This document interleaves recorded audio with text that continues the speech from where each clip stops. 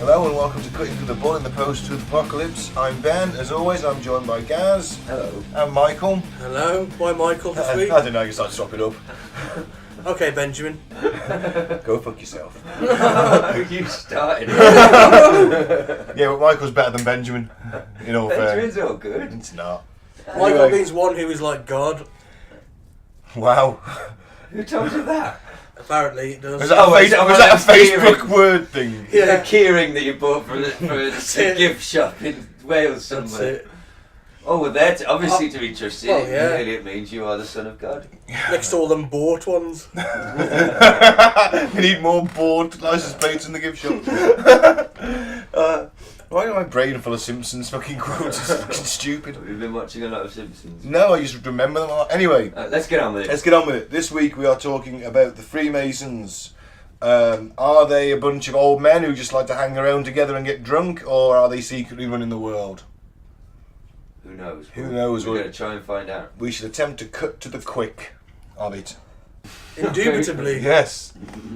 I like the cut of your jib, sir. Right, but first we do some weird news that we found on the internet this week. And we'll talk about that for sort of, I don't know, half an hour, 45 minutes. Then we'll go back to the Masons. Yes. We'll dive deep into the Masons. Oh yeah, we're going deep. Yeah. Deep in a Mason. So, what's the weird news this week? From around the world. I found this one quite interesting. Being a follically challenged man myself, apparently bald men are more intelligent and masculine. Spurious claims I've ever heard of. So I thought, I should point this out to you two guys. What's this based on? I don't know, scroll Although, down. the most masculine man who ever lived, Hulk Hogan, he's actually quite bald. He is, he's got a skullet. I mean, Yeah. You respect that skull. I do respect that skullet. Good. He's wonderful. Over 3 studies, Oh, shit. led by Albert E. Manns, 59 participants were shown pictures of men with full heads of hair, and another of them with their hair digitally shaved off. He found the bald versions of the men were perceived by participants as more dominant, masculine and confident, taller and stronger than they actually were. They associate it with skinheads, like a violent thug. Those aren't good traits. The Rock's to be more bald. dominant, masculine and confident. The i.e. Rock's bald. Look like a racist skinhead thug. Are you calling The Rock a racist skinhead thug? No, I'm calling Bruce you. Willis a racist skinhead thug? Well, maybe. He's an old white American dude. Steve Austin? Again, an old white American dude from South Texas, possibly. But yeah, he is a badass. Yeah. Pep Guardiola, Man City manager? I would like to know, what is the hair status of the man who conducted this study and released these results? Yeah. Well, that I don't know. Because I'm guessing he was bald. So I think you make that's a spurious assumption. and it makes you look taller. That's a trick of an eye because the hair's gone. You can see more head and it goes up. More than dome you'd shape. expect. Yeah, you look more like a conehead. So There's a bit of a difference between Pep Guardiola and a cone head. The Rock's got a bit of a pointy head, I'll give you that.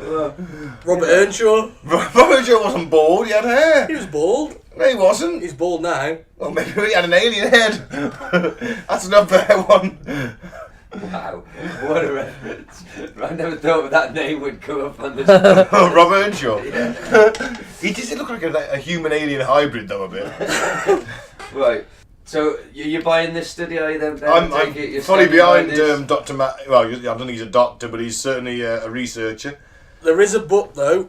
Yeah. Bald patches Oh yeah, everyone gets them seen as from time less to time. attractive and weaker Yeah, but I usually than the Mr. Burns look. the Mr. Burns looks not good. Oh, Hulk Hogan again is the catch-22 in that Yeah, situation. well, that's why he always wears a bandana. Mm.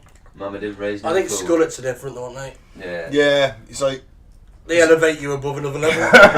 Is a skullet above or below a mullet? Oh, it's above. It's definitely above. Takes balls. It does actually. It takes more balls to have a skullet than it does to have a mullet, doesn't it? It's like you're just loud and proud saying, "I refuse to not have my My hair will not go quietly into the night." Or I'm mentally unwell and I refuse to accept the reality of this situation.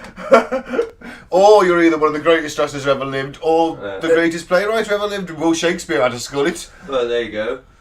Hulk Hogan, one of the greatest professional wrestlers ever and greatest humans ever. Humans? Yes. Moving on. Alright, because we could be here all night discussing. That's probably an episode in itself. What do we have from the Leicester Mercury, Ben? Oh yeah. Man declares he is now attracted to men after taking painkillers. And this guy actually saw... That's why I've been sucking dicks! This guy, it reads like he's either bi and doesn't want to admit it, or he's some like bloke on... He's got a missus, and he's like on Grindr, like in a relationship with a woman, but desperately gagging for a cock as his title, because it's just... It's the painkillers, Ben. He's told you. He went on to one of the morning TV shows. I forget which one it was. I saw a Just clip. admit it to your Right? missus. Yeah. Saw a clip of it, and there was there was like a show. Some doctor will come in on these talk shows, don't they? Some friendly doctor, one and like that one who does the one where the people get naked and have just gross bodies. Hello. You boy? Embarrassing bodies. That's it. Yeah, there's that doctor on there, and he's kind of friendly and chatty, and they get him on these kind of shit, don't they? Okay. And in the one they had on was gay, and he's like this. So this guy's like, "Oh yeah, I'm now gay after he's taking these painkillers." He goes, "Well, I've taken them painkillers. I didn't get any gayer." Well, technically, it doesn't make that much sense. If he's not a good test subject, No, it's not. is he? No. If he's already gay, but so how does this man? Does he have any rationale behind his claim? Well, he's dumped his girlfriend of 6. He's dumped his girlfriend of 6 months after taking pregabalin and realising he was attracted to men. He says the drug, which is also known as Lyrica, was given to him after he broke his foot in a go-kart accident earlier this year. He said that the drug had made him more open and not bothered what people think or say. That doesn't mean you have to go straight to sucking dick. Yeah, it doesn't. Scott, who is unemployed and currently lives with his housemate in Louth, Lincolnshire, said, "I noticed my libido for women had gone and I was wanting male attention. I was with a girlfriend I'd been for around 6 months. I'd never been interested in men. When I was younger, I was a little bit curious, Oh, here we go. There's the truth of it. I was a little bit curious. But I didn't take it up the arse in an alley behind Iceland, I swear." But I didn't really repress it until I was in my mid-20s. Well, it's how did the painkillers cause? Oh, he said they made him more open, I guess. Yeah. But that doesn't mean gay. But anyway, good for him. But I just wish, why has he got to... Compensation, Shame that- Gaz. Compensation culture. He's unemployed. He wants a payout. Fuck this guy. He wants to go to Brighton on holiday.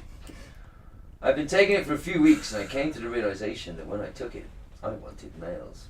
It did come as a shock to people. I posted it on Facebook. I didn't tell them the reason why, but I just said to them, I'm open. I'm gay. Scott had been taking codeine until January this year, but had been experiencing negative side effects, like cocks in his bum. So his GP prescribed him pregabalin, whatever it is. I'm not angry, he said, because it's made me who I am. Well, why are you fucking in the so press? why are you moaning about it then? Yeah, why are you in the press blaming this painkiller? What's the... Yeah, because he is blaming the painkiller, but if it's made him who he is, he should be grateful for the painkiller.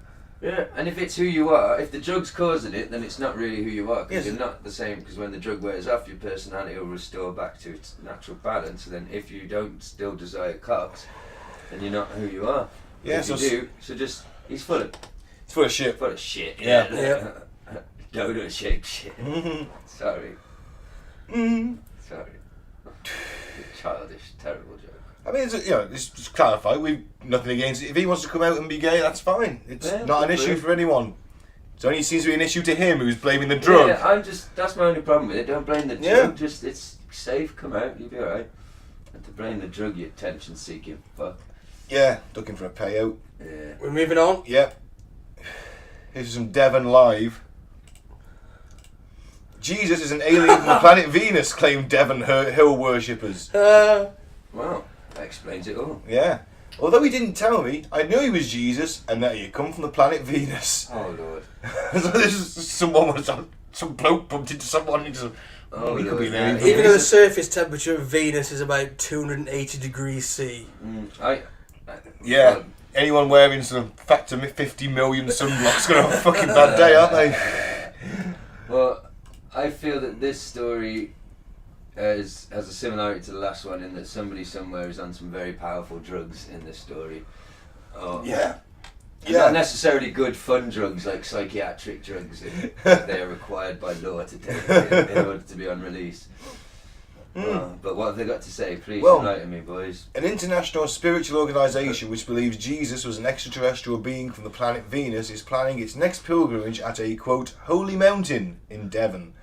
The Etheria Society was founded in the mid-1950s by an ex-taxi driver, George King, who says a voice told him he was to be the earthly representative of an interplanetary parliament. Schizophrenia. Wouldn't they just get someone who's a bit more qualified than a taxi driver? I mean, I know taxi drivers, they pick up gossip and that, but... Well, they know their way around, don't they? They do. But, again, or maybe that's the idea, it's the working man, an honest man. Maybe he's the best candidate, but... So basically, this is Riley's boys, isn't it, effectively? Jesus was on that thing, so... Yeah, it's just someone better. I just pick someone better. Mr. King, who died in 1997, claims to have had an unusual encounter with Master Jesus at Holdstone Down near Combe Martin in 1958. Oh, that's convenient. He pop there. Didn't go to Westminster or anything, just, The Society organises regular pilgrimage to the site at Holdstone Down, while with the next taking place on Saturday, July 28th, for what is called Operation Prayer Power. On their website, the Society say that Operation Prayer Power is a cosmic mission devised by George King in which spiritual power is invoked through prayer and mantra and directed into a specially designed physical container for later release. So they're farting into a jar and saving it, effectively.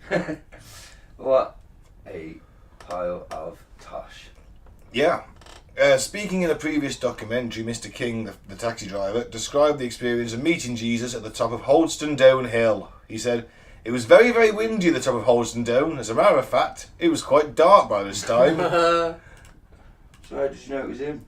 Dimly, out the corner of my eye, I saw something in the sky. Then I saw a being which kind of appeared before me. I didn't see him walk up to me. I opened my eyes and he was there. That's probably why it was so dark, his eyes shut. He was very tall. He was dressed in a long robe. He had long brownish hair. There was so much radiance about the man. I knew, although he didn't tell me, I knew that he was Jesus and he had come from the planet Venus. I didn't have to be told. I just knew this. I think it was some sort of telepathic impression that I picked up. There was no denying it, and there was no denying his presence. Well, there is denying it, and we're denying it. I'm fucking denying it right now. Mr. King said Jesus had arrived in a spacecraft and had sent power through himself to Mr. King and into the mountaintop at Holdstone Down.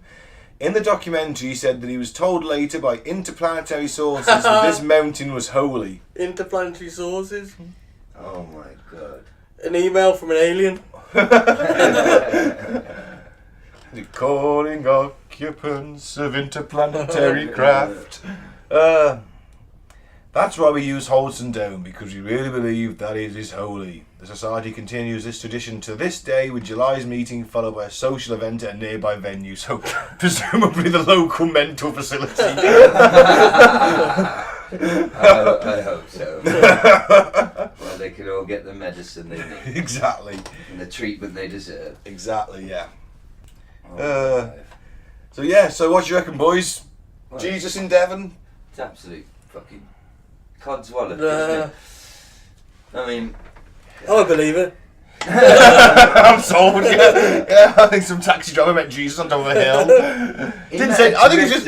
What if he's just some nutter out walking around in his fucking bathrobe? He didn't say anything, and he says, "I didn't see him. He didn't walk up to me. I opened my eyes, and he was there." Just because you didn't see him walk up to you doesn't mean that he didn't. You just might not have noticed. So, do you know what I mean? everything about this is it's shit. Yeah. And I don't agree with it.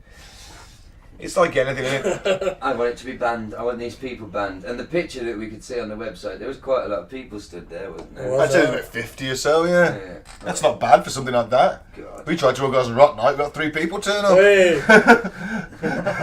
Some nights, didn't even know when no one showed up. I don't know, I think 3 was the least. I think. Yeah. But even so 50 people turn up to that. Were these 3 people 3 of your friends? Or Well, yeah. associates? Facebook friends. Oh well, 3's better than none. Yeah. I'd have turned up if I'd have known. Yeah. Maybe. Not sure if I invited you actually on Facebook. I can't promise. I doubt you You would. cunt. Don't come in with 3 people, man. That was our worst. Yeah. But so do you get 50? But the point is, do you get 50 people to show up to like Jesus turned up on this hill and he was an alien from Venus? Let's all stand around and channel our prayers into a jar, Yeah. which we're then going to seal and periodic release. I mean, That's just it's they've done better than us. it's snake oil salesmanship. It's bullshit. It's painful. It's offensive to me, and I want to burn them.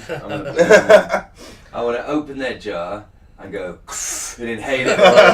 Fuck you! And throw it off a cliff. I like taking a dump in the jar. And hopefully they'd follow it. They'd follow it like lemmings. And launch it off the cliff. And That's they just really go, no. And they'll just fucking splat on the rocks. That's pretty dark, man. Well, you know. Right, I'll say Jesus from Venus told me. He didn't speak. I just knew. Prove me wrong in court. Allegedly. Yes. I didn't kill him. So is that it for the Yeah. weird news? We might do a bit more at the end if we have time. Yeah. So let's go with the Freemasons, and I would like to introduce this piece by the one that really sort of I thought to myself, wow, that's kind of like the Freemasons. Let's put it on, and it's worth listening to. It is amazing. So we'll open with the Simpsons and the Stonecutters. Classic episode. Classic part of episode here, but you'll know it if you love the Simpsons. All stonecutters must take the leap of faith. If you survive this 5-story plunge, your character will be proven. Happy landings!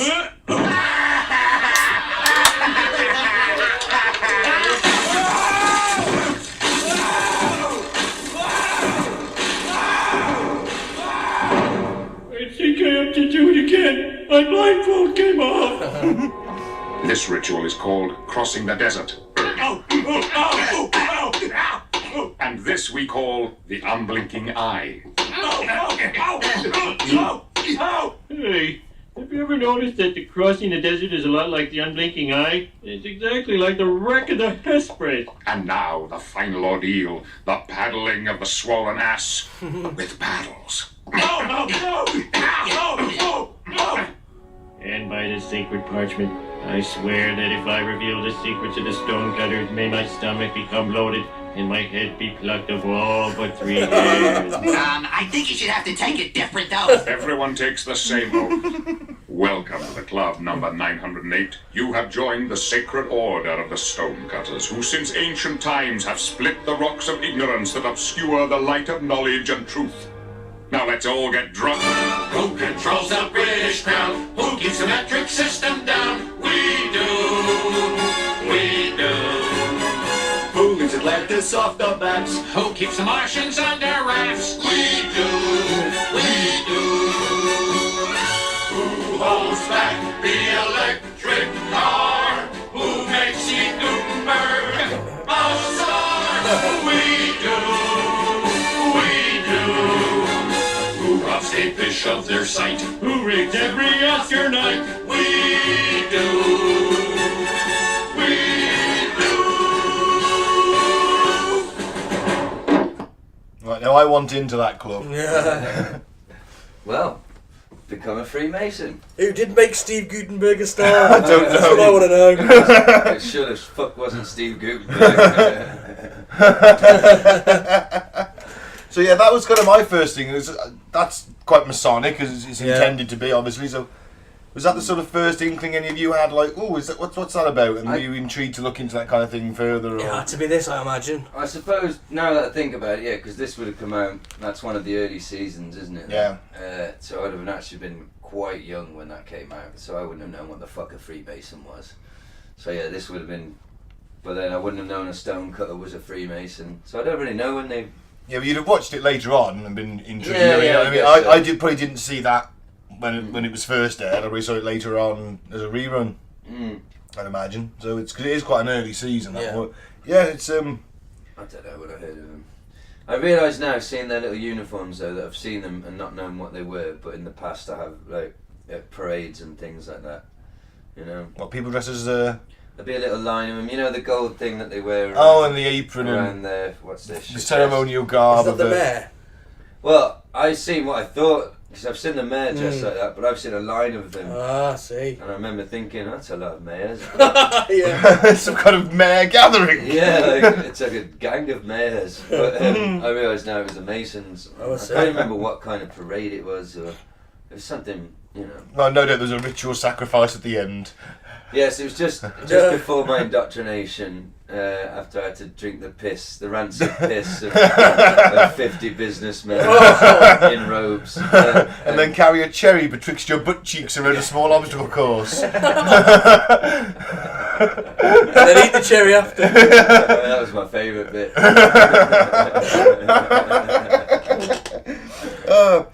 Would you like to know a sort of abridged history of the Freemasons, where this sort of shit started? Go on then. I didn't mean to refer to it as shit, because you know. Do we have much choice? It sounds like a good place to place to start. So, let's start. Well, I'll go forward and I'll go a little bit back. Right, because it makes 2 steps forward. It makes sense, trust me. Where's your animated cat?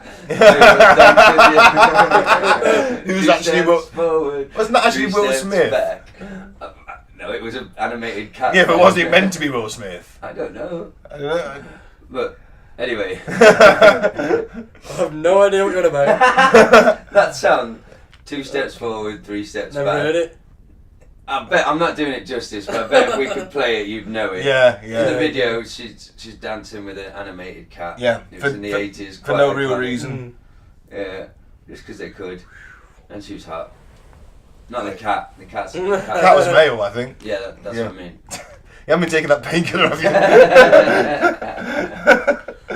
The cats. Yeah, you haven't been taking animal painkillers, have you? Some kind of ketamine again. I started fucking male cats. Chester Hyde. You haven't seen him for a while, have you? Sorry. He's in my bed. I hate to have done that to you. Mike. Oh, here he is. Hey, speak of the devil. Didn't mean it, Chester. I would never fuck you. Anyway, this podcast does not condone animal sex. I won't let him rape you, Chester. I won't. His claws are too sharp. Sorry, should we talk about the fucking Freemasons, please? Alright, so, in its modern day form, Yeah. Freemasonry, the organised establishment of lodges began in the Middle Ages. Right? But the first Grand Lodge, which kind of sort of drew in a few other smaller lodges in towards it, was in London in 1717. It was based on King Solomon's Temple, as are all Freemason lodges to some point. And that is... And that is because... Now, what is the King Solomon's Temple? Oh, King Solomon's Temple was the original temple on Temple Mount, and apparently it was I'm not sure if it was one of the wonders of the world or not, but it was... it's the centre of you know the Wailing Wall in Jerusalem, where the Jews go to pray? Yeah. That's the last remaining wall of that temple. Okay. So it was destroyed, and now I think that the... I don't know what it is now, actually. But anyway... It's probably it's probably... Starbucks. It could be a mosque on it. It could be anything. I do know the answer to that. I can't get off the top of my head. Sorry. Yeah. So. But anyway, the point is, King Solomon's Temple contained the Ark of the Covenant, the original 10 Commandments, possibly even the Holy Grail. There was stuff. So, and it was As Jerusalem was invaded and fought over all these years. Yeah. It was destroyed, something was built on top of it, that was destroyed, something else was built on top of it, that was destroyed. So, but we go back further than that, a lot further, to the Halliwell manuscript and the Regis poem, which dates between 1390 and 1425. That's a long time ago. It is. Like 1,000 years, isn't it? And then we go back further than that. Yeah, I do maths. So, a brief history. What was the date? 1390 or 1425. So we're going 600 years. Yeah. Oh, there you go. And now we Mike go. can do maths. So then we go back again, where it came to England during the reign of King Athelstan in 894-939. That's before the Norman conquest. And then we go back again, 323 to 283 BC, which is a Greek mathematician, the inventor of geometry, Euclid. He was in Egypt, and he made a brief history in its introduction stating that the craft of masonry began with him in Egypt. So you want to build stuff? Because this is what the Masons are. They are builders. They're stonemasons. The aliens built the pyramids? Well, no, they didn't. They helped. No, They they helped. didn't. Well, they provided the vibrational. I know this from the David Icke book that I read, so I can speak with confidence on this. They had vibrational technology where they can move massive stones just without any sort of equipment, just like with your hands, like waving. Oh, that's fantastic! Manipulating big. That's how Stonehenge was built. How the pyramids were Right, built. nothing to do with lots of blokes just pulling ropes and stuff like that. No, nothing to do with whips and slave labour and torture. Nothing. Imagine wanking with vibrating hands. What? Sorry. Thinking out loud there. Stop trying to put your dick in everything we talk about, bro. I thought it was sailing around the multiverse. Has it come back? Not yet. Well, yeah, so that's how the stone. That's the cat. The noises you can hear with the cat destroying our setup, but we don't mind because he lives here. He's got the show mascot along with Satan. Yeah. And so yeah, it started. Sorry, back to the subject. It started kind of as a union, didn't it? Like Effectively, yeah. With a important Boys' these men's big club. religious. Well, not even like so. These big religious places being built, these sacred places, but who builds them? People, only certain people have the knowledge to do the finer bits, you know, and they must have realised, hey, we're maybe not being treated right. We should band together. Because but the thing is, they weren't so much slaves. They were highly paid craftsmen, and you know, to get to that level, you have to be an apprentice. So you would leave home at 8 or 9 to go and study with a master, very much like a Jedi. Wow. And then, or a Sith. So once you've learned, or a Sith, or once you've picked up so much off him, when you get to your sort of late teens, maybe 20, you go off and you become a journeyman. Okay. Right? And you become a Jedi Knight at that point. Right. And you spend your time going round, building stuff, learning your craft until you're ready to make that sort of showpiece item that makes you into a master. Right. But it's no longer that now, is it? It's not just masons, is it? No, I mean, it could be anything. It could be like, anything that requires a skilled trade. You could be a mason, but you could be a master blacksmith. A plumber. Maybe. Pimp. Master pimp. There was the pimp master general. Yeah. There you go. I need somebody to build me a brothel. Sorry. Call a stonemason in. Exactly. Yeah, all them gargoyles that are carved out of that stone on all the cathedrals and beautiful Gothic, they were built by stonemasons. That was all chiseled by hand. Big stone titties.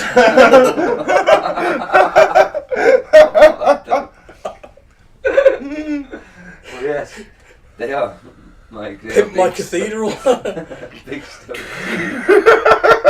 Pimp my cathedral. Mike's new show on MTV. Pimp my cathedral. You get stonemasons, but tits everywhere. Gargoyles with tits. And massive cocks. We most fucked up cathedral. That's the more select cathedrals, the more select clientele. Oh my. Welcome to Mike's Cathedral. What are you going to do there? Is this part of your cult? No, it's nothing to do with me. Everyone mass wanks, and at the point of orgasm, all that energy is created and it's congealed on the sea. There'd be a lot of just plastic sheeting down, really, wouldn't there? Yeah, we'd have to hose it off every night. Fuck me. I don't even know where we got to that. No. Oh, because we're silly. Yes. Yes, we are. A bit like these silly Freemasons. Well, I don't know. They might be. But it didn't start off as silly rituals and weird handshakes, did it? It was... No, it was... it was basically skilled artisans who kind of were employed for... And it was you didn't finish something you started on back then. Mm.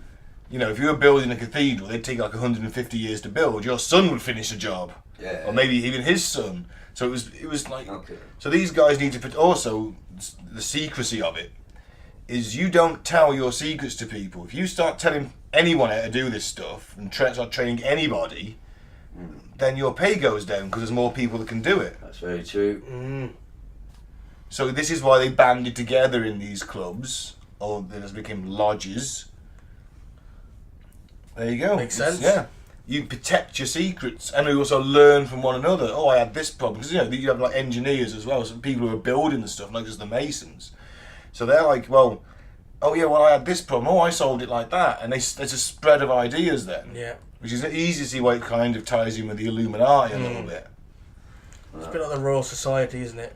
Yeah, and well, the third Mason Grand Master in this country was John Theophilus Desaguirres. He was a clergyman, eminent scientist, and fellow of the Royal Society. What was his name again? Oh, John. Sorry, I just what you said again. He was French. That's what I can't say. Yeah, some French dude. Yeah, and he's known as the father of modern Freemasonry. He was a third Grand Master. You know, he basically reformed or organised it to a point. Because even though they're not, we were talking about off air, they don't have a central structure. They all do communicate with one another. They're like McDonald's franchises. Literally, like, you know, you get the lodge, the name, and the, you know. Ronald McDonald, a 33rd degree Mason. Probably. Yeah, he probably is actually. He's very powerful. Well, who was the guy that founded McDonald's? You guarantee he was probably a Mason. Let's face it. Mr. McDonald. Whatever. Ronald McDonald founded it. What are you on about? That's what I thought it was. Yeah. I didn't think his name was Ronald. The clown. The clown didn't. No, he didn't. The clown didn't do it. It's his magical burger. Oh right, okay, all right. Oh, is this like a Santa thing? Yeah. Oh right. Yeah, Ronald. yeah. Ronald started it all, mate. Yeah, yeah. He was a 33-degree Mason. Yeah. Thank you. Probably. On a close relation to Jesus, I imagine. Maybe. I'm just kidding. Fuck. That's horrible. What about that alien from Venus? Oh, him. Yeah, I wonder if he tried a McDonald's and then fucked off. Because he was like, fuck this. He's got a franchise on Venus. Yeah, the food is literally better on Venus and nothing exists there. Because it's on fire. Well, did you say it's quite hot? Yeah, pretty hot. Yeah. Burgers will be shit there. I think it's the hottest planet in our solar system. It's probably, well, maybe that's why Jesus came here from there. But he looked like... Anyway, that's getting back to the news story from earlier. That's nothing to do with Masons. So the first lodge in London was 1723. It spreads. We end up with the first one in France, 1728. Germany in the 1740s. Russia, 1732. And finally America, 1733. It spreads over there. Okay. That's early for America. It was a colony then. Yeah, there have been colonies there. Yeah, it wasn't... America didn't exist then. It was the 13 colonies, and the French were there, and the Spanish were there. Yeah. But it was very much the settler period, wasn't it? You know, the colonies, but that was... Yeah, the pilgrims. Yeah. So we go, pretty much all of the founding fathers of the US were Masons. George Washington wore his Masonic garb for the laying of the White House's foundation ceremony. So he turned up with his apron and his gold chain, along with all the others. So I've got a list. It's Pimp Cane. Pimp Cane. I've got a list I'll read out later of all. I think it's like 14 presidents were full on Mason. Yeah. So that gives them a seat of power because he's still going to go to his local lodge. Yeah, yeah. Go on, do you want to give it us now, guys? If you got it. The list of presidents. Yeah, man. Here we go. So, list of presidents who were Masonic, starting with the oldest chronologically. So George Washington, Yep, turned up in his gear. James Monroe, Andrew Jackson, James K. Polk, James Buchanan, Andrew Johnson, James A. Garfield, William McKinley, Theodore Roosevelt, William H. Taft, Warren G. Harding, Franklin D. Roosevelt, Harry S. Truman, and the last one, Gerald R. Ford, sorry. Not George Bush. He was Skull and Bones, he wasn't. Oh, of course, he was, yeah. They get lumped in with this a lot, don't they? Yeah. I don't know much Different about society, Skull I and think. Bones. Yeah, but it's that kind of... Frat boy similar thing. Yeah, but he has to do They're the some... ones who do Bohemian Grove and all that stuff. Yeah, aren't they? yeah, so they tie into that. Yeah. Well, and we were just saying, the guy who was just, responsible for building and designing the actual city of Washington was a Mason, and it's got Masonic symbols and things Obelisks. heavily built into a lot of the buildings and even the actual layout Yeah. of the city. So we were hobnobbing. Yep. We were up there with the powerful of this world back then. How many presidents are we on now? What's Trump? 45th, is So he? 45th, and there's 14 have been Masons, and I'm pretty confident the others would have been a member of something or other, wouldn't they? Like Skull and Bones, or... Some cunt told me yesterday I look like Donald Trump's son. Fuck you. That's harsh, man. I thought so. That's pretty harsh. Yeah! I was horrified. But yeah, I've got quite out of control fluffy hair at the moment. Yeah, but you're not orange facing a bit of a buffoon. Well, I don't know. So yeah, back to the Masons. I do not. Yeah. I do not resemble Donald Trump. So, we've already mentioned King Solomon's Temple. It is the central temple, and it was... You mentioned to us in the week, Gaz, Hiram Abiff, didn't you? Oh yes, he's their Jesus, isn't he? Well, he's certainly up there, because they're apparently the first 3 Grandmasters of all time. There was that French guy earlier who was the 3rd one in London. These are the first 3. King Solomon, King Hiram the first of Tyre, and Hiram Abiff. And he was the architect for King Solomon's Temple. So he's considered a master 34th degree Mason, probably. It's a temple above King Solomon's Mines. There was mines underneath it. Was there? It's not the... so this is where the Templars get involved. The Knights Templar. Founders also... What else? The Illuminati. The banking system. Oh yeah. I'm sure it was around before then. I did. Well, they certainly made a lot of money. Yeah. Because there was just 12 of them at first. And they set up their base under the old ruins of King Solomon's Temple. And when they weren't out protecting pilgrims for money... It's interesting they picked 12, isn't it? 12 disciples. They were known as the poor Why knights is of... that? Well, it's just interesting. Might not be. It's a little connection. I just thought, probably bollocks, but I'm putting it out there. I was only asking. I was suddenly in a weed hole thinking, why is 12 significant? And I don't know why. But, Oh, I've lost my train of thought now.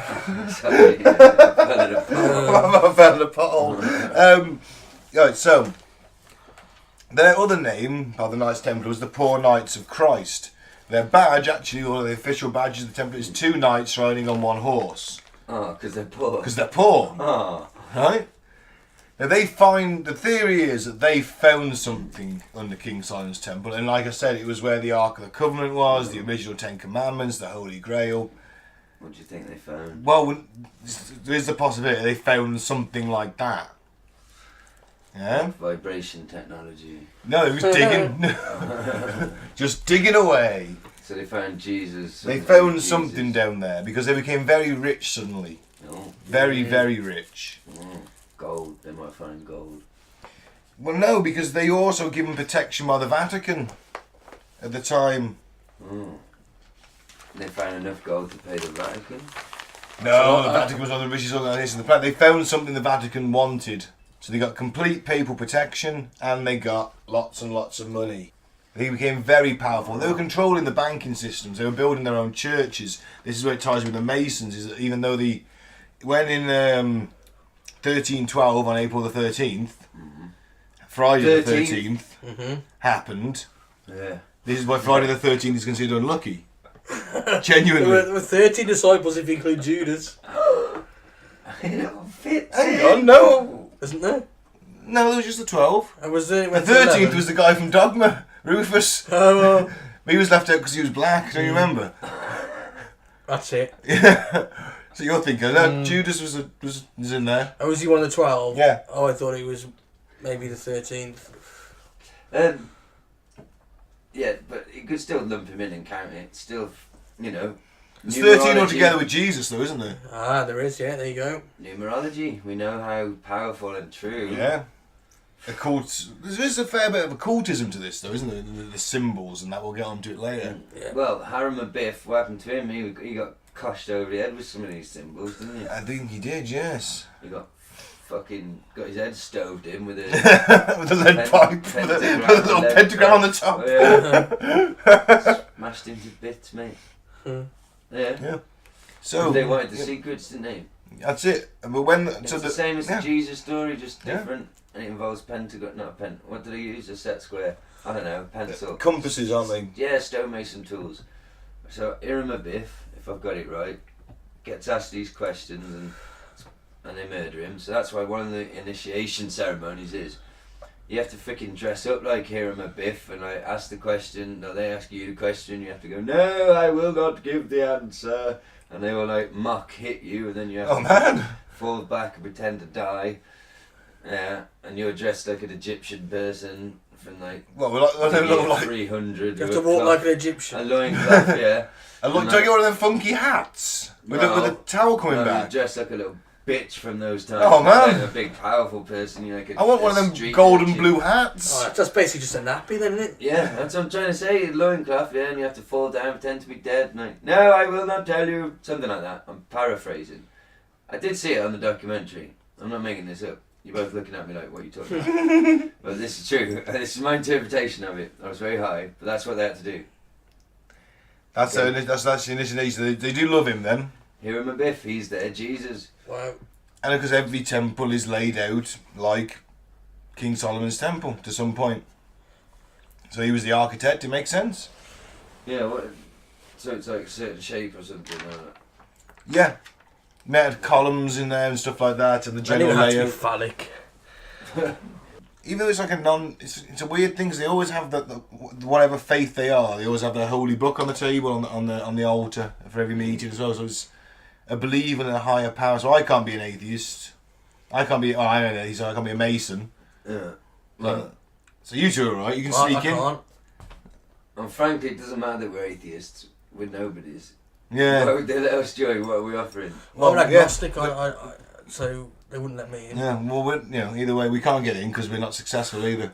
And this is what it's evolved to, hasn't it? It's come from a group of highly skilled people who took years to learn their trade, to businessmen, policemen, judges, Yeah, I've got an article. politicians. My ex's dad was a Grand Master Mason later. Oh shit. at the bro. Birmingham Lodge. Oh. What was he like? He was alright. Did you see him doing anything weird? Not really. Oh. Okay. He was just a normal guy. Well, I'm glad you brought it up. No, you didn't get any insights to it? No. I kept asking him to tell him to let me in. No? He wouldn't let me in. I'm too much of a hippie. Well. This is disappointing. Mike's got flowers in his hair. No, he let his other daughter's bloke. I know he went there a few times. Oh, you were left out. Oh, I'm pleased for it. Don't worry about it. Bloody Were you hell. curious? Spending a night with him, no chance. Were you No, curious? They're in subsidised. It would have a subsidised bar as well, wouldn't There is some sort of comedy movie in that where it? this old Mason Grandmaster's got two daughters. One of them's dating a really cool guy. I can see One Will of them's dating Ferrell. Mike, and I can see so- Will Ferrell playing Mike Yeah, in this role. And they've got to compete for their Freemason Yeah. stepfather, father-in-law's Yeah. approval. He had to sing a That'd be song at the great. end. Mike could try and hippie his way into the Masons. No Yeah. chance, man. I wouldn't have gone, even if he'd invited me. No way. To be honest. If we did like Step Brothers, you'd have a hit on our hands. Yeah, Will Ferrell playing Mike, I agree. Yeah, That's yeah. perfect. Then who's the cool Mark guy? Wahlberg. Yes. They Yeah, always co-star in films yeah, they together. do. Yeah. Yeah. Definitely, Mark Wahlberg was a popular, Yeah. ripped, athletic guy. Yeah. Hippie Mike. Put it in. Yeah. The hippie stoner. Put a pin in it. We'll fucking coming next summer. I'll ring Hollywood tomorrow when I finish my menial job. We'll get the script written. I need some weed. That's it. Our relationship was more like Meet the Fuckers. That was our sort of relationship. Yeah, but Mike, this is gonna be a comedy. That wasn't very funny. Oh. Yeah. Well, you know, we'll put that on the back burner. It's a good job when I get paid. It'd be funny, isn't it? Did he have any? Oh, I would have definitely, when they were out, if I was in their house, gone looking for his chain thing that they wear and gone and sold it. It's cash for cold. Yeah. The Mason's chain. How much Yeah. you give me? And then I'd use the money to smoke some filthy crack behind a quick save, behind a bin. And it'd be a great day. They're usually the best.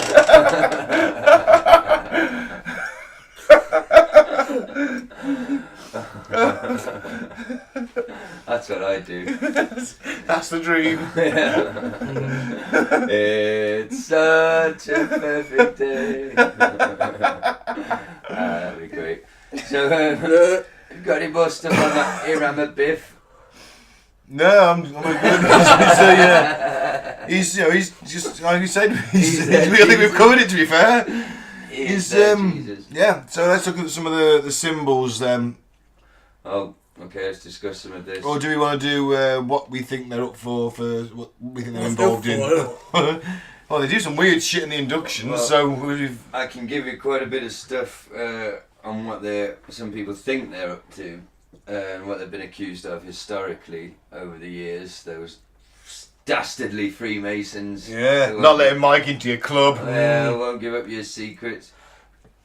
We'll start at the bottom. Do you want to hear the first conspiracy that gets attached to the Masons? Alright. Jack the Ripper. Ah, I've heard that one. Yeah, okay. Jack the fucking Ripper. Basically, people think they're a member of the royal family Yeah. had knocked up a prostitute, and he was a Mason, and he really wanted anyone who knew anything about it to be murdered, Right. and just to not spread anywhere. So quite a few people ended up getting murdered just to protect the reputation of the royal, and they think that this was carried out by the Masons, those filthy It was Masons. the surgeon, the royal surgeon. I forget his name on the top of my head. I think it was him. He was quite high up in the Masons, and he was a royal surgeon. So he always said that the Ripper had knowledge of anatomy, so that leads to the sort of assumption that he was at least some kind of trainee doctor at some point, trainee surgeon, even if not a full surgeon. Well, at one of the murders, the Jack the Ripper murders, there was some graffiti. Have you ever heard about this? Yes, yeah. It said the Jews, but spelled Jewes. The Jews are the men that will not be blamed for nothing. It was scribbled in chalk near the double murder scenes of the victims, Stride and Eddowes. Sir Charles Warren, head of the London Police and most worshipful master of the Qutar Corante Masonic Lodge, erased the reference to the Jews left behind by Jack the Ripper, ostensibly to avoid a backlash against the local Jewish population. Conspiracists point out that the unusual spelling of Jews is a reference to the Masonic murder of Hiram Abiff by the three ruffians Jubella, Jubello, and Jubellum. Ah. But, like the article says here, due to the lack of forensic evidence, it's impossible to completely rule out the Masons as the culprit behind the Jack the Ripper killings. However, there really isn't any reason to do so. Some evidence does pop up once in a while. For instance, author Patricia Cornwell's research into DNA proved that at least one of the letters attributed to Jack the Ripper was written by Walter Sickert. And he was a Mason. Definitely heard that name before. There's also some weird, this is the last little bit I'll read out. this bit is weird, to be honest. There's parallels between the Ripper murders and some of the Masonic oaths. I've got the actual oaths here that I'll read out in a sec. All of the canonical 5 victims had their throat cut from left to right, and the 5th victim's heart was taken. 4 of the victims' abdomen was slashed and Kelly's completely emptied. And this is the oath of an entered apprentice to the Masons. I beg your pardon, an entered apprentice? Well, What's he been entered with? a mason. Hopefully not. Oh, a mason jar. I was going to say, hopefully not a mason drill. Just carry on Freemasonry. Oh, matron. Rated 18. Okay, here we go. All this I most solemnly, sincerely promise and swear, with a firm and steadfast resolution to perform the same, without any mental reservation or secret evasion of mind whatever, binding myself under no less penalty than that of having my throat cut across, my tongue torn out by its roots, and my body buried in the rough sands of the sea at low water mark, where the tide ebbs and flows twice in 24 hours, should I ever knowingly violate this my entered apprentice obligation, so help me God, and keep me steadfast in the due performance of the same. So it's a tenuous link, but yeah, they are talking about cutting from side to side and removing body parts. And in the oath of a fellow craft, it's basically the same thing, virtually the same oath, but then it mentions no less penalty than of having my breast torn open, my heart plucked out, and placed on the highest pinnacle of the temple, there to be devoured by the vultures of the air, should I ever knowingly violate the fellow craft obligation, so help me God. Yeah, because one of them had their breast cut off and placed under her head as a pillow. Nasty. I forget which one it was. Nice. So what do you reckon?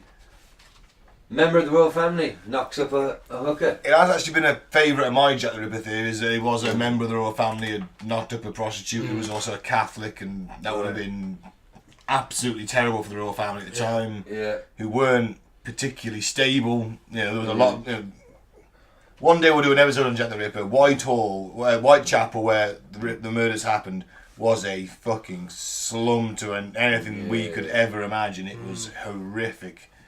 Overcrowding, shit in the streets. Everyone's got no money. The most Tory Britain. the most popular thing amongst women in those parts were drinking and prostitution. And my penis. Sorry. And that's why you put it up with syphilis very quickly. That's another thing with the Ripper murders. The tips of the nose was just cut off the women. Yeah. And that is a symptom of syphilis, so that is also a thing where maybe the sufferer had it, and that's sort of he's putting that onto them. So you think they had to bump off the pregnant hooker? A bit like when they murdered a pregnant Diana. Oh! Dun dun dun! No, okay, go on. So you buy Jack the Ripper. I think royal scandals at that time was more disastrous than it would have been in the 20th century. I mean, you could have had an uprising against the monarchy. Uprising against the monarchies had happened in Europe. You had unsettlement. We had an empire, but the poor were really very, very, very poor. Yeah. There was a general ill feeling of the royals and the aristocracy were trotting around. They didn't need that. I mean, nowadays you couldn't get the Brits to organise for anything. If it rained, we'd all go home. So if they said, turn up here on this day and we'll fucking overthrow the government, if it rained, no one would show up. Yeah, it'd all be called up. Yeah. So, it's not beyond the realms of possibility, I don't think. This royal member is a member of the Freemasons, let's say, and he goes and sees this bloke. I've changed the page so I can't see his name. But anyway, and says, look, I fucked up. So-and-so prostitute is pregnant. Mm-hmm. There is absolutely no way this can come out. I need you to kill all of them if necessary. Anyone who works down there in that area, fuck anyone she knows who I think she might have told, gotta get rid of him, please. I'll pay you.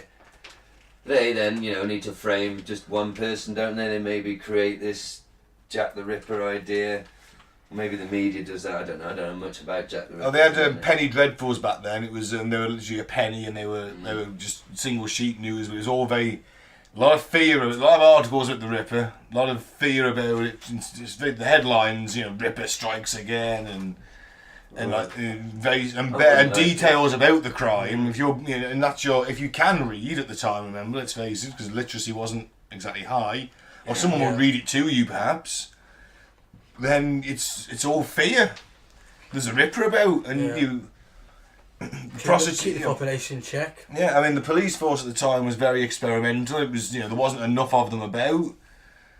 You wouldn't want to really be working the Whitechapel beat because it was a fucking, you know, it was a slum. It was a violent place. It was effectively the worst ghetto you could imagine. Yeah. Well, I think it's possible, and I think back then it's possible the Masons did have a bit more influence than they do today. If you know. Yeah. But we'll get into that. Number 9. This is basically the top 10 list of conspiracies they get accused of.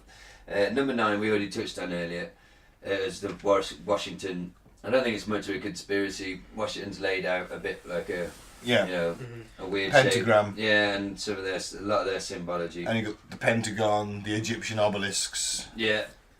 Stuff like that. It's Egyptian. There's a big Egyptian. And every city in the world, every major city in the world has an obelisk somewhere. And it was around this time, though, that the crown heads of Europe all began systematically outlawing Freemasonry in their domains after realising that a lot of leaders of the revolutionary forces were Freemasons. The Masonic doctrine of equality did not sit well with the monarch's tyrannical dictatorships, even the more enlightened ones. So yeah, they weren't that popular. And they had a lot to do with the setting up of America and apparently, allegedly, I'm not sure. It might not even be allegedly. But anyway, in at number 8, I didn't know anything about this. The kidnapping of Captain William Morgan. Oh, go on, I haven't heard about this. I don't know if it's the bloke who makes the rum.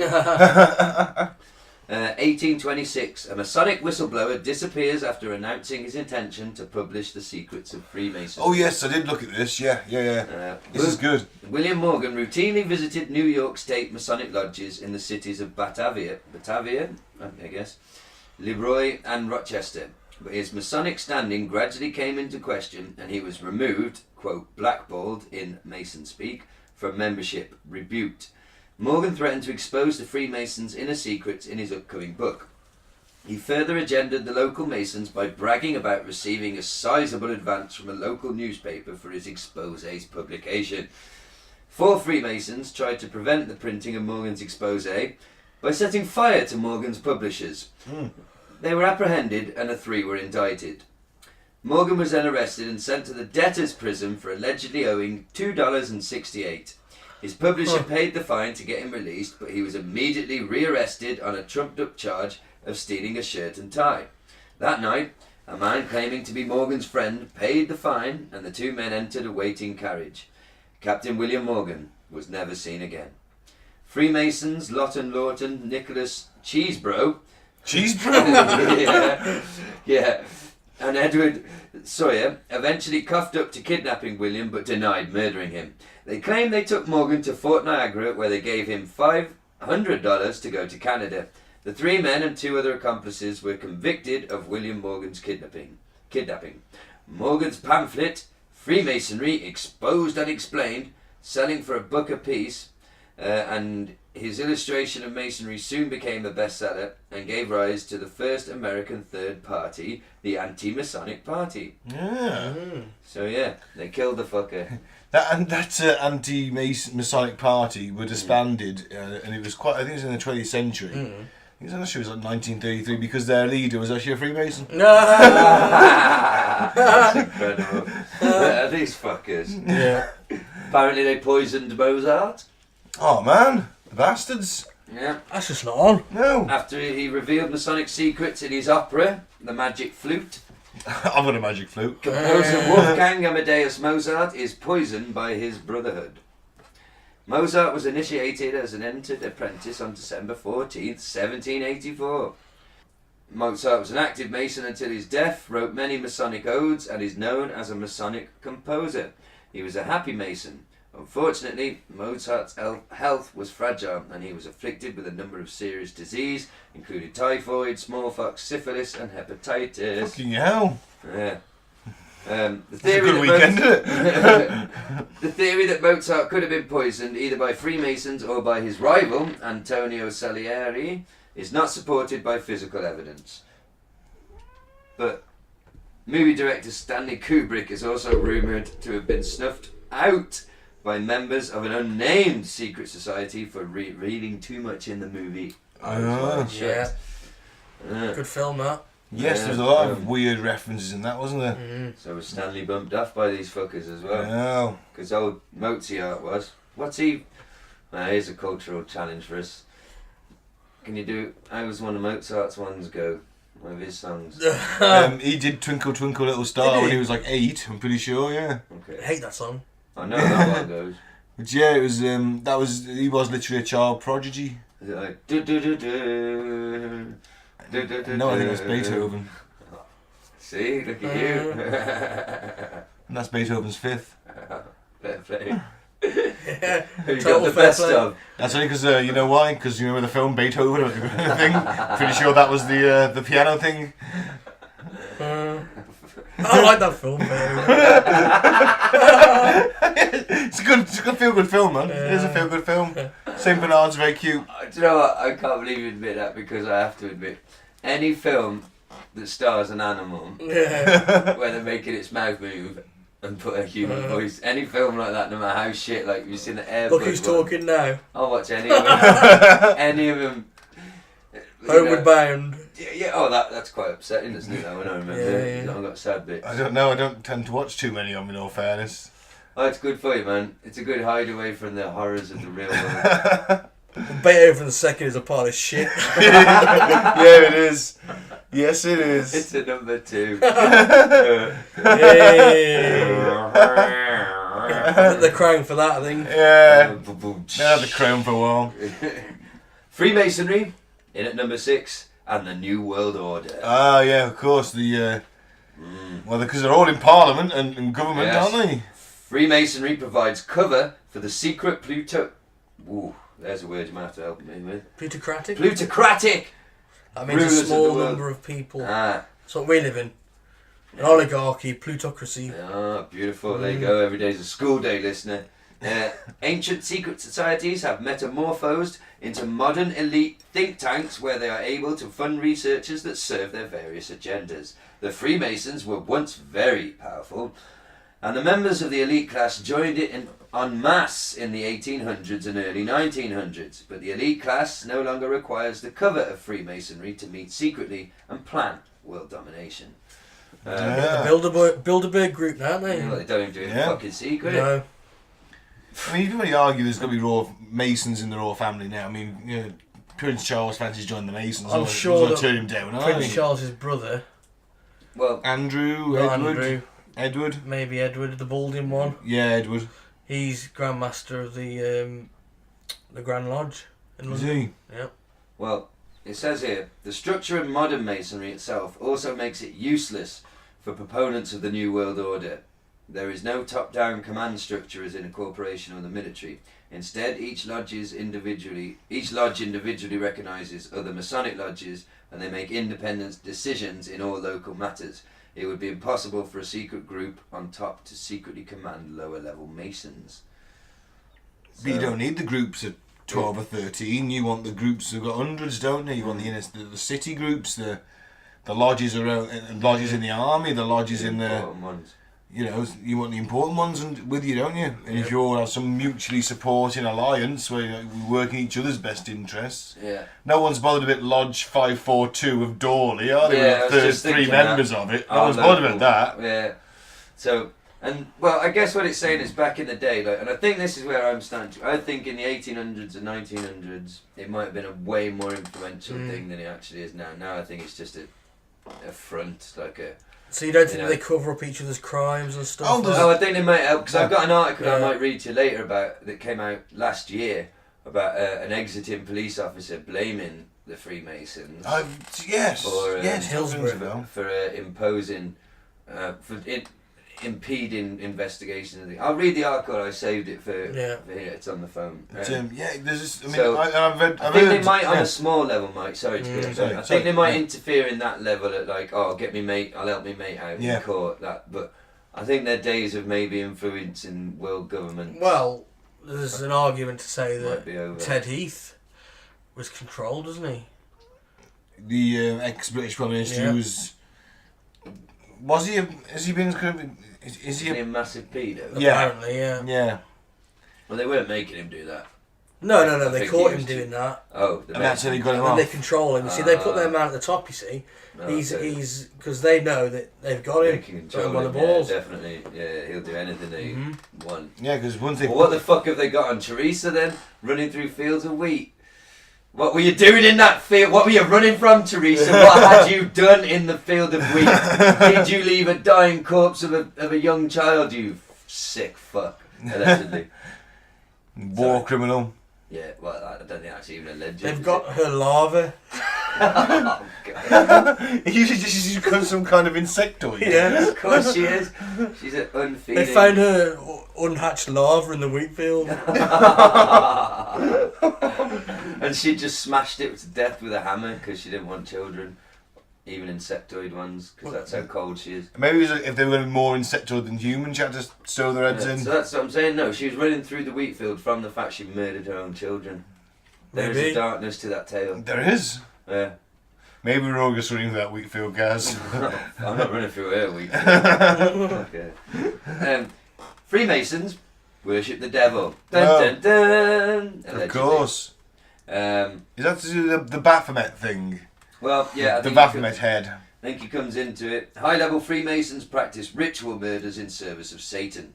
The theory that Freemasons worship Satan gained popularity in the 1890s Satan! with the writings of French journalist Gabriel Jonglin Baguez.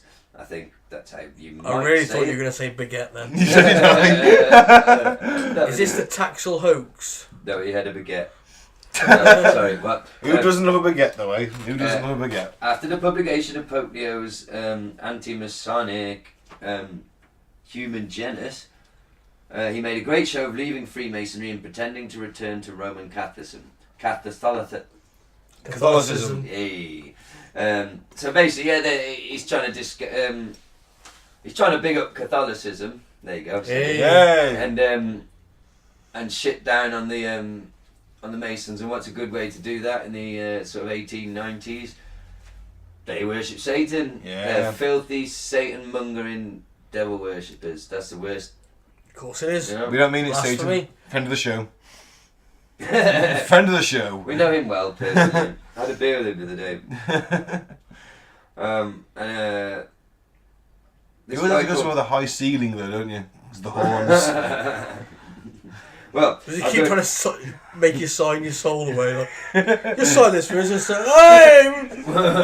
What are you doing, Satan? Ah, you got me again! Gets you pissed and then makes you sign your soul away for a bag of peanuts.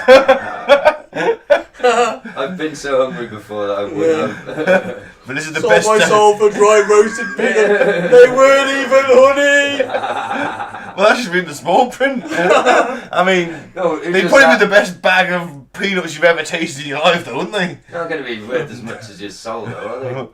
Well, The peanuts? How good would they be? I'm always fancy going for rock and roll stardom. I'd go for that. Yeah, I'd sell it for that. 30 years at the top. Well, if you become a Freemason, apparently you can, because apparently this is an address that was given to the 23 Supreme Councils of the world, Wow. transcribed by a bloke called Commander Pike. Ooh. Albert Pike. Commander, so he's got to be important. So this is Or what he's they just said. Pike from the Home Guard. He got Yeah, promoted no, suddenly. it's not that one. That which we must say to the crowd is, we worship a God, but it is the God one adores without superstition. To you, Sovereign Grand Inspector General, we say this, and you may repeat it to the brethren of the 32nd, 31st, and 30th degrees. The Masonic religion should be by all of us, initiates of the high degrees, maintained in the purity of the Luciferian doctrine. If Lucifer were not God, would Adonai, the God of the Christians, whose deeds prove cruelty, perfidy, and hatred of man, barbarism, and repulsion for science, would Adonai and his priests calumniate him? That's a new word. I think. Yeah. I'm the calumniator. Yes, Lucifer is God, and unfortunately, Adonai is also God. For the eternal law is that there is no light without shade, no beauty without ugliness, no white without black. For the absolute can only exist as two gods, darkness being necessary for light to serve as its foil, as the pedestal is necessary to the statue and the brake to the locomotive. Thus, the doctrine of Satanism is hearsay, and the true and pure philosophical religion is the belief in Lucifer, the equal of Adonai. Well, that's kind of Crowley-esque, isn't it? So, I've got a conspiracy about Pike, if you want.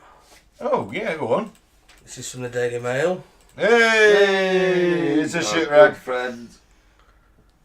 Letter written by US Confederate officer 150 years ago predicted first two world wars and said the third would be between Islamic leaders and the West. But is this just a hoax?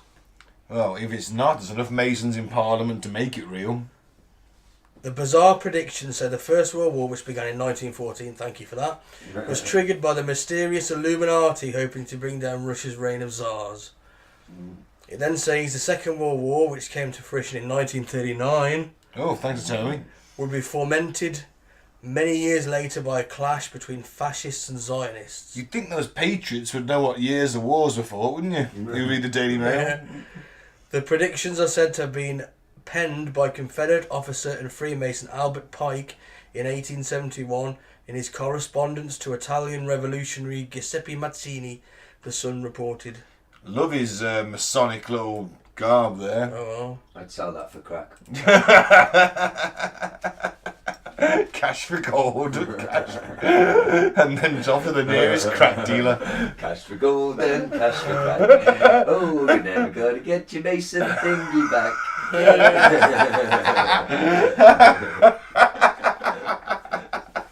Sorry, back to Mr. Pike. The letter purportedly states the First World War must be brought about in order to permit the Illuminati to overthrow the power of the Tsars in Russia and of making that country a fortress of atheistic communism. Sounds like a paradise to me. This occurred 3 years after the outbreak of the First World War, which has contributed to heightened political unrest at home and discontent towards the country's ruling elite. It goes on, the Second World War must be fomented by taking advantage of the differences between the fascists and the political Zionists. This war must be brought about so that Nazism is destroyed and that the political Zionism be strong enough to institute a sovereign state of Israel and Palestine. So let's start a war and make Israel up. Yeah. They're already they broke a nation and remade it, and now they're hoping to break another one and remake it. Right, how about this bit? I've got a massive chunk of it, but I won't read too big of a chunk. But it says, this is pretty dark. So the war must be conducted in such a way that Islam and the political Zionism mutually destroy each other. Meanwhile, the other nations, once more divided on this issue, will be constrained to fight to the point of complete physical, moral, spiritual and economical exhaustion. We shall unleash the nihilists and the atheists. Nihilists, sorry. Oh, I've mispronounced so many words. That's all right. Nihilists and the atheists, and we shall provoke a formidable social cataclysm which in all its horror will show clearly to the nations the effect of absolute atheism, origin of savagery and the most bloody turmoil. Wow. Sounds good, doesn't it? As long as I'm getting shot. Hopefully, it's probably the best you can hope for. It might be quick. It's better than being bludgeoned to death, isn't it? Boys? Yeah. This is the Armageddon that they want, isn't it? Or Harumageddon. Harumageddon, yes. And then, the new world will rise from the ashes of the old, and the strong, like me, will be part of the new world order. Oh. Yeah. Because you Order guys out don't of chaos, secretly, isn't it? yeah, you guys don't know which secret things I'm secretly a member of. Yeah. No. Good point. Absolutely not. But I could be. I'm not. I'm going to die in the fire cloud mushroom cloud like everyone else. But I actually had an extremely vivid nightmare the day after our last recording about a giant explosion in the distance and then it affecting us. Was it a Sarah Connor dream? Survive. Kind of, yeah. And I had to survive in the aftermath of it. And I could see things being destroyed in the distance as it got closer. Shit, man.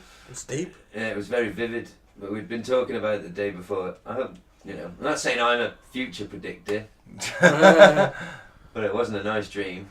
It's going to be horrible when it happens. They do bomb Birmingham. Let's say if, not when. Oh hold on. Yeah. That's at least been a little bit optimistic. It seems to have calmed down a bit nowadays, though. Actually, I mean, even Kim Jong-un's saying he'll disarm. Yeah, yeah. It's probably because he watched that movie, The Interview. Yeah. He's like, they can't do that to me. I better calm Maybe he down. just wants to be that cool guy at the Yeah. start of the film. He's like, you know what, I'm going to change my image. I'm going to be the cool guy. Yeah. I listen to Katy Perry and drink martinis. And play basketball with Dennis Rodman. Yeah, but he's just kidding us. Yeah, but that's He's the just ploy, kidding isn't us. it? That's the ploy. I'll give you. Oh, I'll give giving you us- the crown oh. back. The No. fun crime. So, what do you reckon, Mr. Pike? Because this is actually number 3 on the top 10 list of Freemason conspiracies. Well, it's interesting, isn't it? I mean, If he did write it, then yeah. It's, But- There's is no it evidence beyond? that he did, though, so...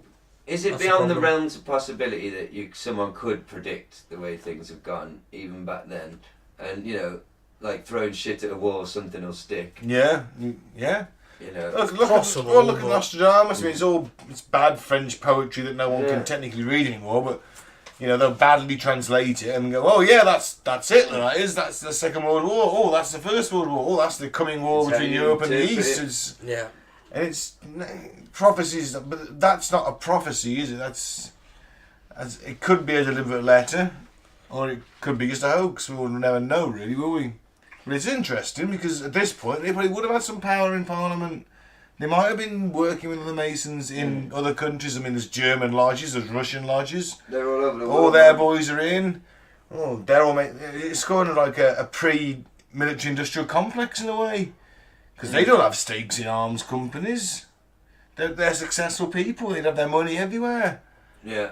They're making money out of it. And maybe so the reason the Masons aren't so prevalent is because the top level ones just became the military industrial complex, and what you got left now are the businessmen who get together and get drunk and do silly rituals, which is Wank each other up. Allegedly. and play the biscuit game. Who knows? They definitely probably play the biscuit. Yeah, so maybe for that, Biscuit game. so the Dory Lodge with its 3 members Mhm.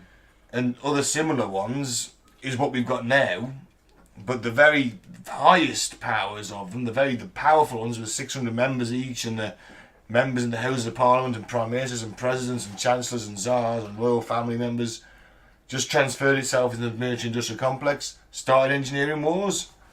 Yeah. Well, they are engineering an incredibly big war, according to number 4 Yeah. on the list. The Judo-Masonic Conspiracy. I don't think that means... Do you pronounce that Judo? Judeo. And that, listener, is why you listen to us, because, I'm a fucking moron trying to do a proper podcast. I thought it was Karate Kid for a second then. I just read the word The judo conspiracy, it wasn't. He shouldn't have been allowed to do that kick, Gaz. He shouldn't have been allowed to do that kick. The ankle soup should have been allowed. Well, Masons invented judo, essentially. No, this is the Judeo-Masonic conspiracy. There's another word I'm going to ask you to pronounce for me there, Mike. Goyim, I guess. You goyim. Jewish elders of Zion and the Freemasons are involved in a conspiracy to completely exterminate all goyim. The Judeo-Masonic conspiracy is rooted in the protocols of the elders of the Zion, first published in 1905 in Russia by Sergei Nilus. The book details a joint Jewish Freemasonic conspiracy in which the two work together to bring about the end of the world. It is interesting that I know that the protocols of the Elders of Zion are confirmed hoax, but that could be a false flag. That's the protocols of the Elders of Zion were major. Isn't it? It's just in the Da Vinci Code. No. No, it's not a great film. It's better. Actually, if you read it now, if I read it now, I go, my God, that's a piece of shit. But it was good at the time. Okay. And that it was. They were actually found to be in Britain something like in 1922 by just a French fascist. When were they supposed Blaming to the have Jews been for it. written? 1905, I think it was. Oh, well. But they were confirmed to be a hoax in the sort of 80s when when I can't remember their names. Could be a Holy false Blood, flag, Holy like Grail. so. It was a thing of how the Da Vinci. They took all the information from that, and it was proven to be a complete hoax. Well, I guess the Judeo-Masonic elders of Zion are not planning to destroy the entire Could be a world. false flag. Well, they might be. The doctors who wrote that Holy Blood, Holy Grail book, where Jesus is... The Holy Grail is actually just the bloodline of Jesus, and it's sangre real and all that. Is, you know, it could be a false flag, who knows? Well, you know? Now this one, I think is the most interesting one, because this one is a bit closer to modern day. And speaking of mispronouncing, I thought this was called Propaganda Due, D-U-E. Then I realised it's an Italian conspiracy, and it's actually Propaganda Due. Ah. The Italian word for two. Yeah. So, you know, didn't know that, sorry. I can pronounce some things, but this is the P2 or Propaganda Due Masonic Lodge. An Italian Masonic Lodge used as cover to coordinate everything from terrorist bombings, massive financial frauds and drug trafficking. The covert P2 Masonic Lodge was discovered in a 1981 police raid on Lucio Gelli's home by Italian authorities in the aftermath of the Vatican-owned Banco Ambrosia scandal, in which God's banker, Roberto Calvi, and P2 brethren was found hanging under London's Blackfriars Bridge. This, yeah. Police discovered a list of over 900 P2 Lodge members, which included high-ranking government officials and 43 members of the Italian Parliament. The list also included the name of future Italian President Silvio Berlusconi and mafia banker Michele Sindona. So a little bit about the this P2 Lodge, Propaganda Due. Masonic Lodge, founded in 1945, that by the time its Masonic charter was withdrawn in 1976, had transformed into a clandestine, pseudo-Masonic, ultra-right organisation operating in They were contravening the law of Article 18 of the Constitution of Italy, which had banned secret associations. In its latter period, during which the lodge was headed by Lucio Gelli, P2 was implicated in numerous Italian crimes and mysteries, including the collapse of the Vatican Bank, murder of a journalist, corruption cases, nationwide bribe and scandal, and they were sometimes referred to as a state within a state or a shadow government. The lodge had under its membership prominent journalists, members of parliament, industrialists, military leaders, Silvio, as we said. And yeah, so basically they were operating in Uruguay, Brazil, Argentina. They were fucking... I can believe that. I bet the bunga parties were fucking amazing though, weren't they? It's like all the top dudes just hobnobbing about, murdering journalists, fucking like... You know, they obviously got well cocky because they get discovered because they fucking hang somebody from a fucking bridge. He's in London. Stupid, Under Blackfriars Bridge, yeah. It's that is like a very public statement to make. Oh yeah. Because you're showing you can be got anywhere. You know, it's not, we're going to catch you in Italy, we'll follow you to London and we'll do it there. It's...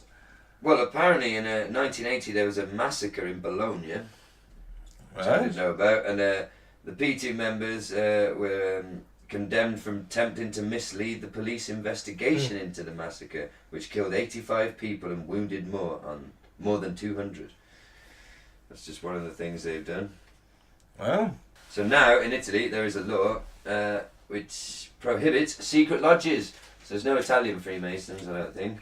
No. But imagine this group, and then fucking Berlusconi. So he's involved in a group that's proved that they've ordered the murder of people and that, and then he gets to go and be a prime minister. Yeah. Yeah. Of course he does. I suppose that makes him more of a better fucking candidate, isn't it? It's pretty part of the... Well, he's controlled, isn't he? Like I said. They're in best interest of heart. He does their bidding. Yeah.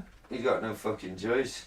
Well, he's part of it, isn't he? So... And he called Angela Merkel an unfuckable lard ass. Which I love. Yeah, good on him. Well, that leads us to number one, and I think we all knew this anyway.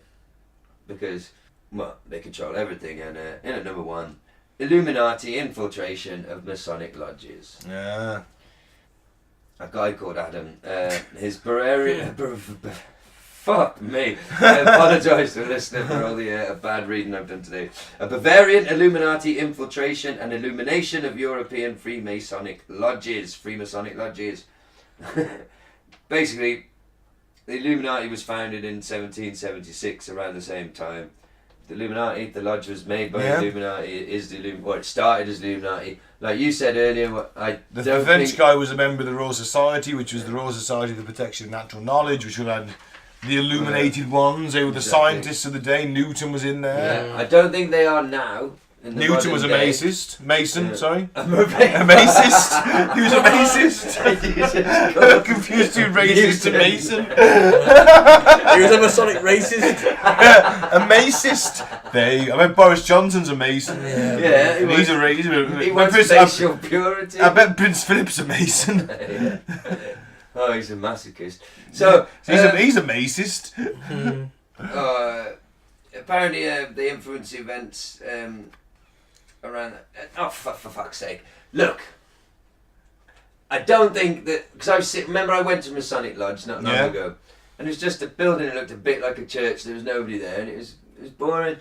I don't think today the actual lodge, like you said, the low down lodges and that. I don't think they've got anything to do with the fucking Illuminati. Not a chance. Like you said, it's some fucking business people who just want to feel good and hobnob and a bit of tradition and bit of silly rituals. But back in 1770, whatever, fuck yeah, I think these lodges were where all the greater good and the powerful, like the P2 one in 1980s. Yeah. I think the lodge used to be maybe the Illuminati and the the people controlling the lizard people. You know what I mean? The reptilians. The reptilian overlords. I think, they used to hang out at lodges. I don't think they do now. Now I think it's blokes called Gerald, who are the managers of a large... taxi firm. Yeah. Yeah. You know, he's the And manager Bob, of a who's a factory. self-made businessman. And Jeff, who's a... he actually may be a legitimate mason. He might be a bit, he might be a stone mason. Get him in here. He does the tombstones of the village. I imagine they're still like judges and police officers. Oh yeah, they are. But that's that's your masters. Like one of them isn't gets it? caught for speeding, he's going to help him out and get him off the ticket. Oh yeah, and I've heard plenty of anecdotes like that to the Cool. point where I was told to me it was an anecdote from in David Icke territory, but I did read it somewhere. It's like. This Mason's son basically sort of indecently assaulted a young girl, but the policeman was a Mason investigating, and his dad was a Mason, and he got off with it. That's it. The amount of stuff you can read about that. Would you like to hear a little bit from The Guardian? Make their lives a little bit easier than the rest of them, innit? Yeah. It's like the Stonecutters, Yeah. they, get the special privileges. Yes, they'll get a special card now. One of the sorts of paramedics stealing it if they're working on you. Yeah. This is from The Guardian. Oh, do you want to have a... Can I have a piss break? Yeah, of course you can. Yeah. Thank you. This is an article from The Guardian. A respectable newspaper for once. Freemasons are blocking reform, says Police Federation leader. Steve White, stepping down as chair, says the society is thwarting progress of women and BAME people. What do you think that stands for? BAME. Black and minority ethnic. Oh. Reform in policing is being blocked by members of the Freemasons, and their influence in the service is thwarting the progress of women and people from black. Oh, there you go. It's supposed Might be black Asian minority. black minority ethnic communities. The leader of the rank and file officers has said. Critics of the Freemasons say the organisation is secretive and serves the interests of its members over the interests of the public. The Masons deny this, saying they uphold values in keeping with public service and high morals. White told The Guardian, "What people do in their private lives is a matter for them. When it becomes an issue is when it affects their work. There have been occasions when colleagues of mine have suspected that Freemasons have been an obstacle to reform. We need to make sure that people are making decisions for the right reasons, and there is a need for future continuing cultural reform in the Fed, which should be reflective of the makeup of policing." So, yeah, like we said, on a low level, You're a promising black copper. Yeah. You're the chief inspector. You're a Mason. Yeah. You stop him getting the higher. Yeah. On that level, I think, yes, I can accept they're probably wheeling and dealing on that sort of local council level, Yeah. The local police force. Do I think they're still connected to the Illuminati? No, I do not. Not your little pissant ones. Maybe the top, most prestigious ones. Maybe the one Prince, what did you say? Who's a member? Prince Eddie? Yeah, Edward, yeah. Maybe the one he's a member of is a prestigious one that gets a shout, gets a say in the Illuminati, gets invited to Bohemian Grove. Oh, definitely. Every year. Him and Andrew, he was had some dodgy mates. He did, yeah, that. Was he an American businessman? Who was going to Thailand to have sex with children, and he was mates with him, and he'd apparently been to Thailand with him, and all got buried pretty quick. What an idiot. Jeffrey somebody, I forget his name. The only Jeffrey I know is Dharma. Wasn't him. It wasn't him. Might not have been Jeffrey, I don't know. It was some American businessman. Pals with Clinton, were you? Well, of course, yeah. I mean, the Clinton guarantee. I think Bill Clinton was he Bill Clinton was a Mason? I don't know. I didn't get a list of famous. I just had a list of There's other presidents. societies there isn't. Oh yeah, he was a president, for fuck's sake. I just want to apologise to everyone. I've been a bit sloppy today. Slurring my words, forgetting Bill Clinton's a president, and mispronouncing a lot of things. I blame you, Ben. Oh, thank you. Oh, hello. There's a cat. So, shall we go on to some famous Freemasons? Yeah, let's have a look at some of these people. Because this will sort of confirm our theories, won't it? That the top level guys are really could have been running the show at one point, and what you've got left is a kind of local council level. Yeah. They go to the Mason House on a Wednesday. Get drunk. On a Thursday, they go and play squash at the local racket centre. Pretty golf. Yeah, they've tried their BMs. Yeah. Yeah, these are the flash fuckers you don't like seeing, got a bit of money. And one of them is definitely called Gerald. Of course. So. Well, on ranker.com.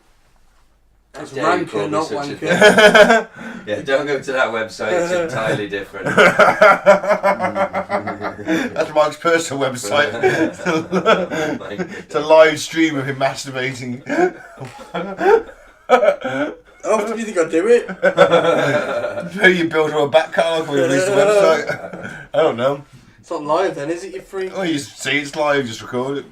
Look, back to the Freemasons. So who's this? Who's top of the famous Well, people? number one is Richard Pryor. For fuck's sake. I Wow. would never have guessed. No, me either. In a million years. Apparently he was a Freemason. Number two, George Washington. That copper said they didn't let black people in.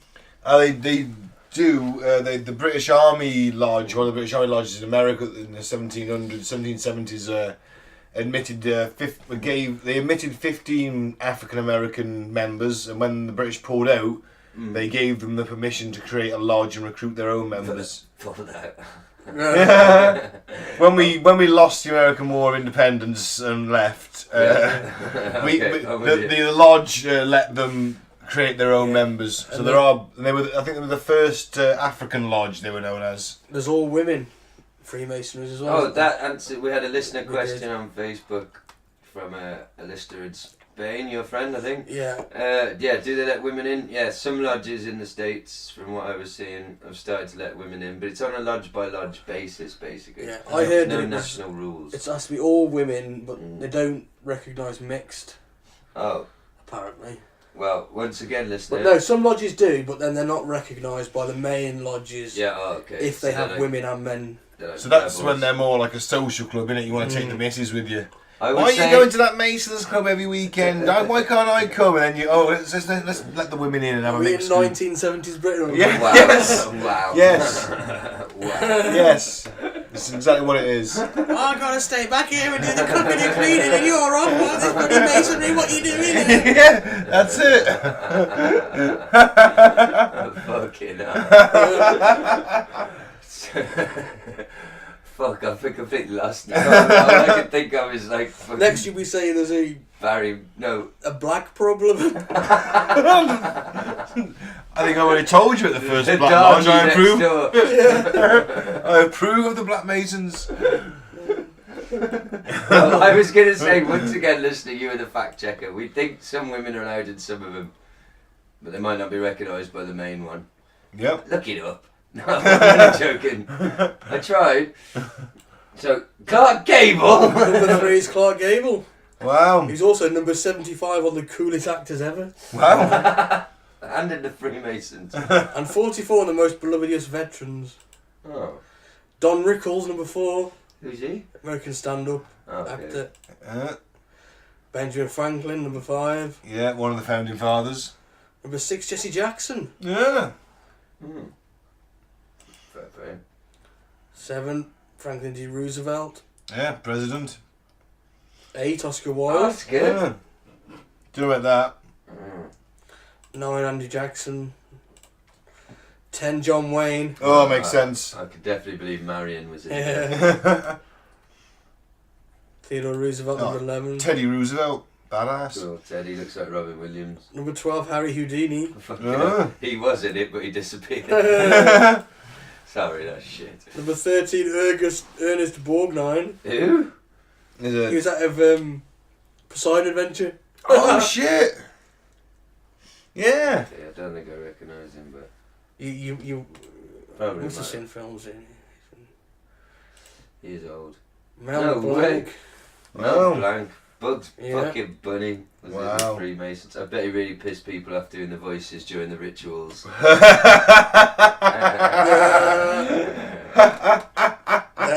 It always ended with the, that's all, folks. Nice. Inappropriate, Mel. Charles Lindbergh. Well, Voltaire. well, typical. Video game from the 80s. He was a philosopher, wasn't he? He was, yeah. He lived in Britain. He fell out with Napoleon. Well, a lot of people did, didn't they? He was famous for his wit, apparently, and his attacks on the Catholic Church. Well, good on him. Gerald Ford, president, we've had that. Count Basie, whoever that is. Or Basie. Oh, he's a singer.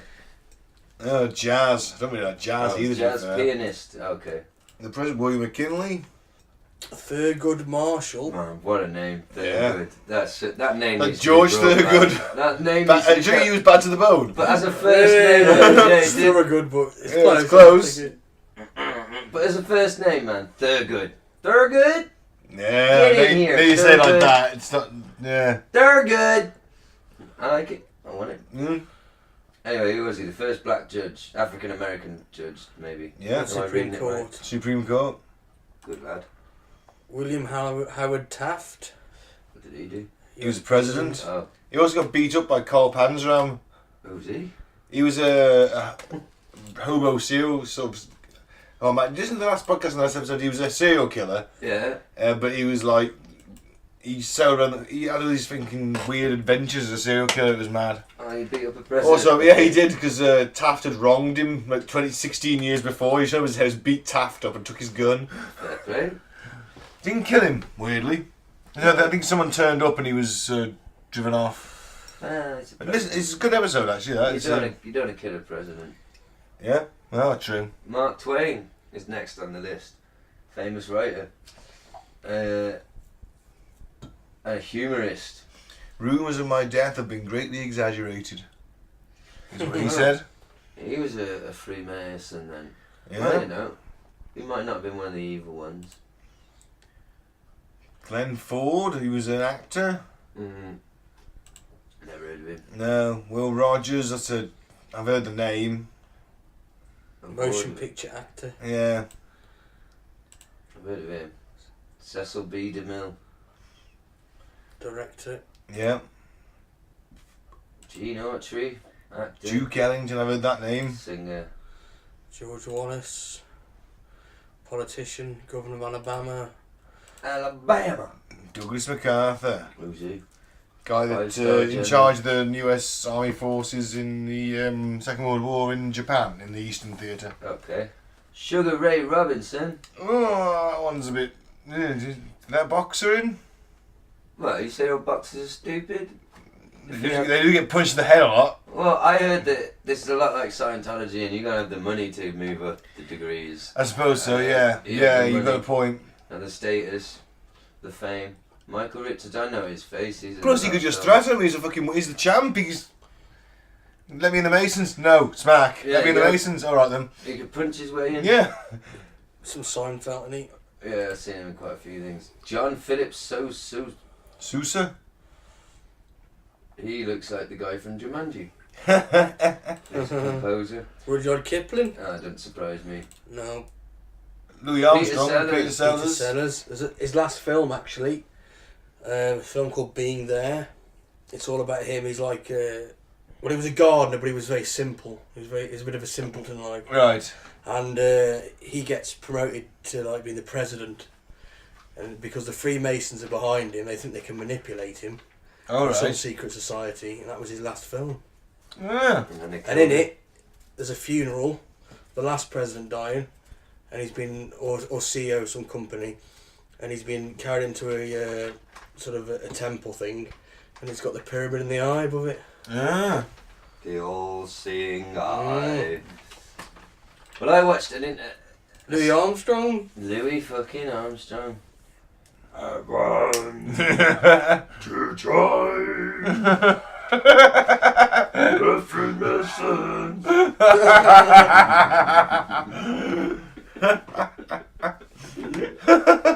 That was good. I like that.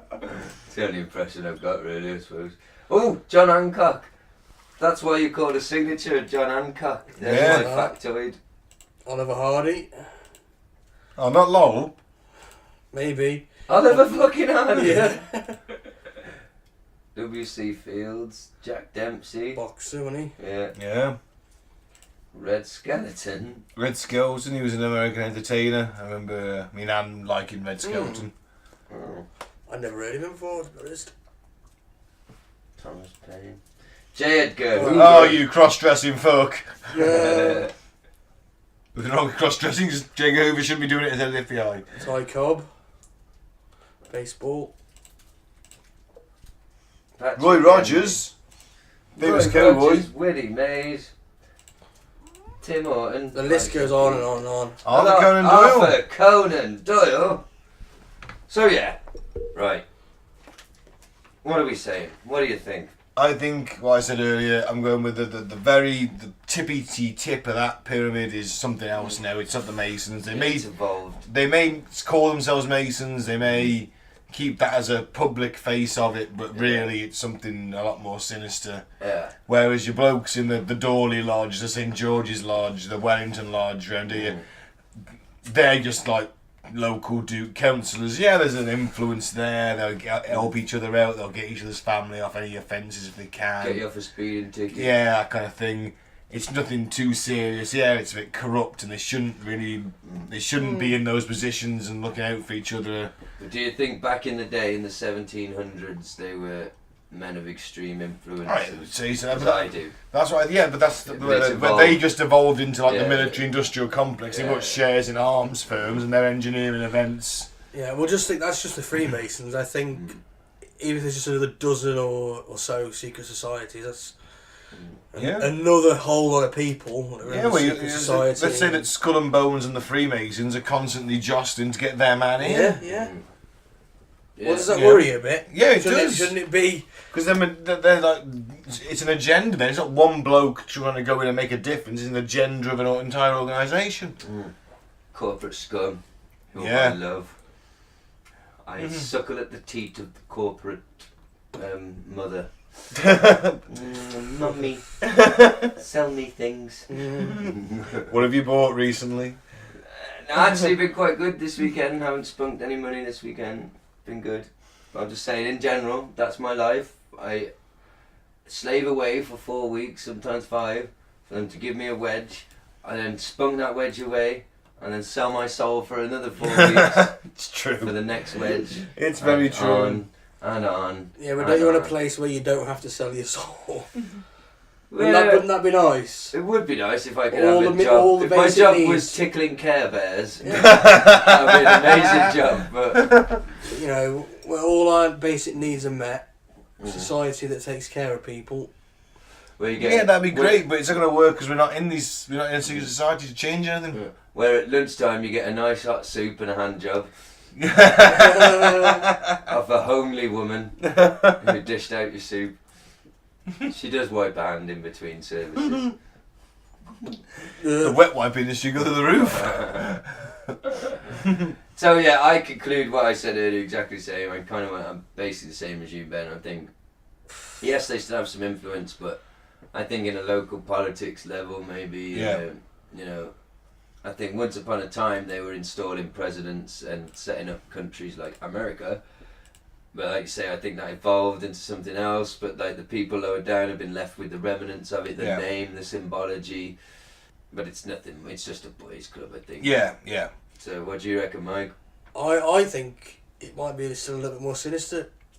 Even the sort of... Well, we got the Hillsborough. Did you say you got something on that? No, not Hillsborough. What was it? But no, I didn't. Well, apparently the Hillsborough disaster, Yeah. there was Freemasons involved in that were stopping Should we the just truth say coming out. what the Hillsborough disaster is, just Yeah, in good case point, anyone is listening abroad? Football fans. Liverpool fans. Yeah, they pumped in more than... More people were allowed into the stand than it could take. It was a Liverpool versus Nottingham Forest held at Hillsborough, which is Sheffield Wednesday Stadium. 96 Liverpool fans were tragically killed in the crush and kind of trampling, and it was one of the darkest days in British football. Yeah, and it was covered up by police and journalists alike, wasn't it? Yeah. And government. Well, the papers and that and the police were saying it was the fans. Yes, the papers accused because Sun they were Liverpool especially. fans and The Sun Liverpool was especially, wasn't it? So the how Sun were in the- particular had a... they were, and then even to the point where the Sun was reporting that Liverpool fans were stopping policemen giving CPR to victims and looting the dead and things like that. Proper horrible shit, mate. So how was the Freemasons involved in the cover-up? Yeah. Yeah, to protect... Well, because The head chief inspector, or whatever his name, he was a Freemason. Yeah, so the police were at fault for letting so many people And it through. came out in court. But apparently... Finally, the truth has come out now in 2018. The truth finally came out, didn't it? Did, yeah. To a point, I guess. Because we don't know if the Mason did it, do we? Well, they could cover for each other. So the Mason who's on the horse, Liverpool has a streaming pass because he's a low-level Mason. He might sort of get a bit of help because he shouldn't let so many people through. And from the guy above him, and then he speaks to the guy above him, who's the inspector. Yeah, but you know if the inspector got the chop, there's someone else above him. Yeah. You know, it might go all the way to the Home Secretary. Yeah, but another Grand Mason isn't going to chop another Grand Mason. No. So do you think... That's why they covered for it, didn't Yeah. they? But in the end, it came out in court because only because the families are so, brave and courageous to carry on fighting to the courts to get the truth out, clear the name of the deceased. Yeah, absolutely. You were making dead people out to be, and you're making... Oh, it's a tragedy. And it came out, it was the police fault. You're making them out to push it. And they covered it up. They were trying to push it without tickets, weren't they? And the guy was a Mason. Now, I think the court, I think they said that that's as far as it went with the Masons or whatever. They didn't really investigate into it, I don't think. But So No, but do if you you're think the- the Masons are up to nefarious deeds then, Mike? Certainly on some Influences? level. well, they could, say a Mason is a head CEO of a arms company, Yeah. and he wants to get these weapons sold. Yeah, he wants a government contract. He Yeah. wants to sell his stuff to the government. And he knows somebody else is a Mason who is... Not in his lodge, but still maybe he's a higher ranked Mason than them. Yeah. He can use that influence. And he might be a defence secretary or someone Yeah. else in that sort of Because you can't tell me civil service because that can get you can't tell me that rubber stamped.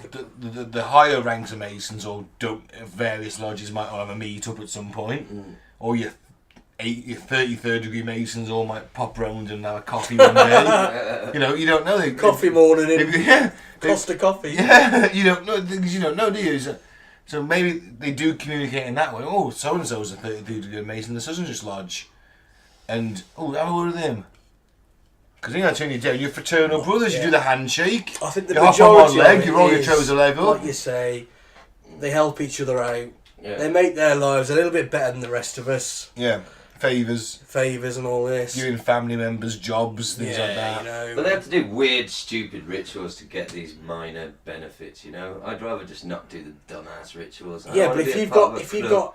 a massive fucking tax, Thank you. if you've got a massive tax bill, Yeah.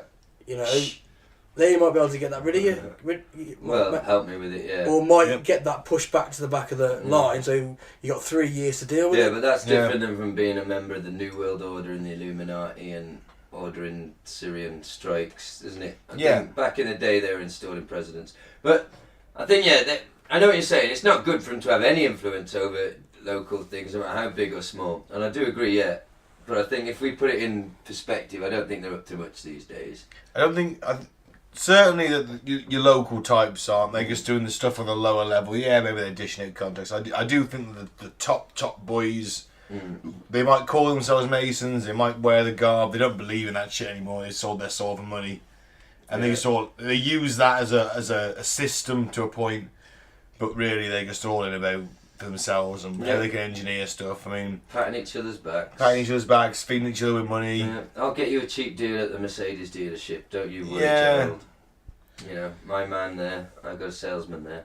So, come here, have a little bladder empty break. Of course we can. And then wrap this bad boy up. Yeah, some full Alex and some weird news. Some weird news to wrap it up. Good stuff. Splendid. So, let's finish on some weird news and never go full Alex. Hey. So, Mike, do you want to pass me this first bit of weird news? Yeah. From The Guardian, MI5 agents cannot commit crime in UK. No, Can. they can. Can commit crime. That wouldn't be much headline, would it? Well, I couldn't see, there was a thing in the way. MI5 agents cannot commit crime in UK. The most professional podcast on the internet. That thing in the way, I couldn't see it. Secret order on authorised criminality by spies made public after legal battle by rights groups. Well, of course they could commit crimes. How else are you supposed to do car chases and rooftop gunfights? License to kill, innit? Yeah. How are you supposed to, you know? I technically Bond was MI6. Yeah, but do you want an unelected body being able to commit crimes in the UK, unbeknownst to anybody? Yeah, Well, at the if same sometimes, yeah. if you have to crash a speedboat into an office block... Yeah, to take save out a terrorist. Yeah. I'm with I you. say all fucking power to you. Yeah. If there's going to be a gun battle on a roof between a bunch of MI5 agents and, you know, some shady homegrown terrorists and the Well, MI5's not with... necessarily Muslims. No, They could I'm be just saying anything. it could be, homegrown terrorists. Yeah. It could be alt-right, who knows? Apparently they followed more alt-right terror attacks recently than Islamic terror attacks. That is slander. The alt-right isn't that bad. I'm joking, I'm not an alt-right member. Right. So, that's what I heard. Anyway, so... But I do think, MI5 But do I want to know about that? No, I don't. But do you want them, you know, selling crack in Soho to fund proxy wars? Well, Mike, it depends how good the crack is. Proxy wars I'll buy in it. Syria, trying to start World War III. Do we want that? No, but we No, do we want established them. that on the last one. But we do want them taking out bad guys in very visually stylistic ways. Yeah, cars flipping. Yeah, very slow-mo, exciting. bullet time. That's what we want. And Yeah, they but we need all to know wear this sharp turns out, suits. don't we? I mean, Yeah, with a dead bad guy and you looking cool and shagging a really hot like Up with the SS and then the stars. See, that's what it ends up with.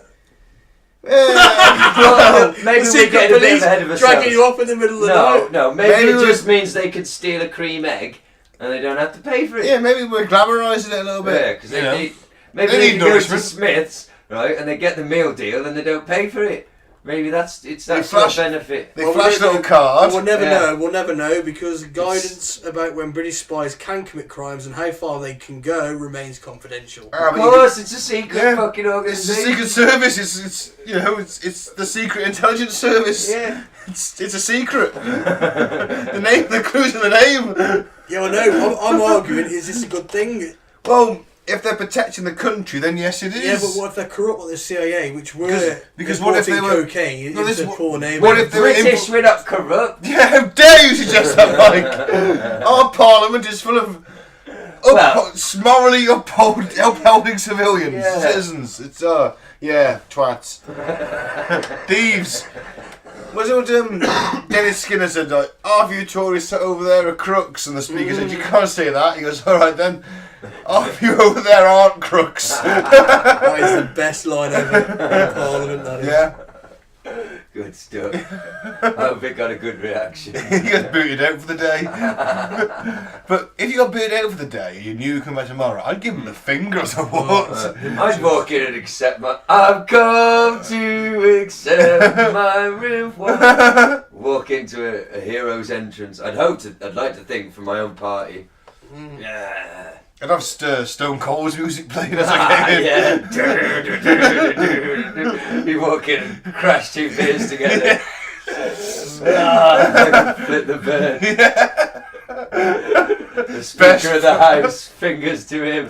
Best Prime Minister ever. Yeah, that would be. If we could somehow vote Stone Cold. Have you ever seen Idiocracy?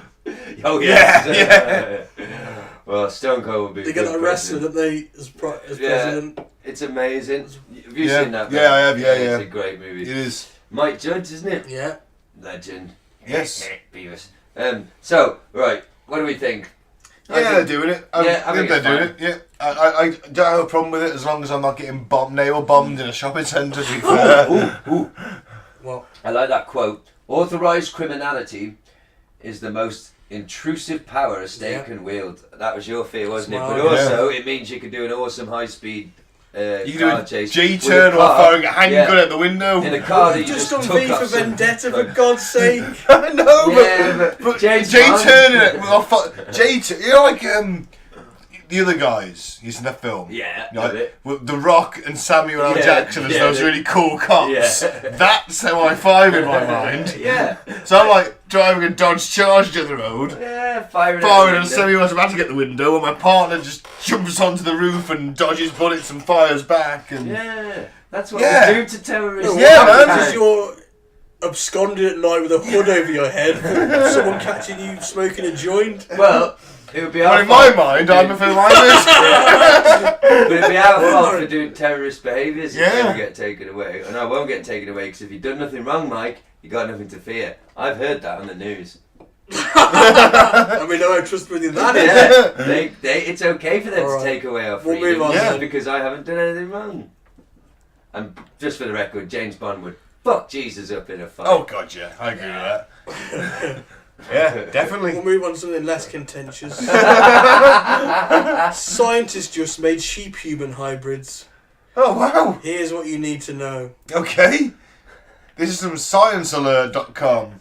Our science officer with his Where do I Researchers, sign up?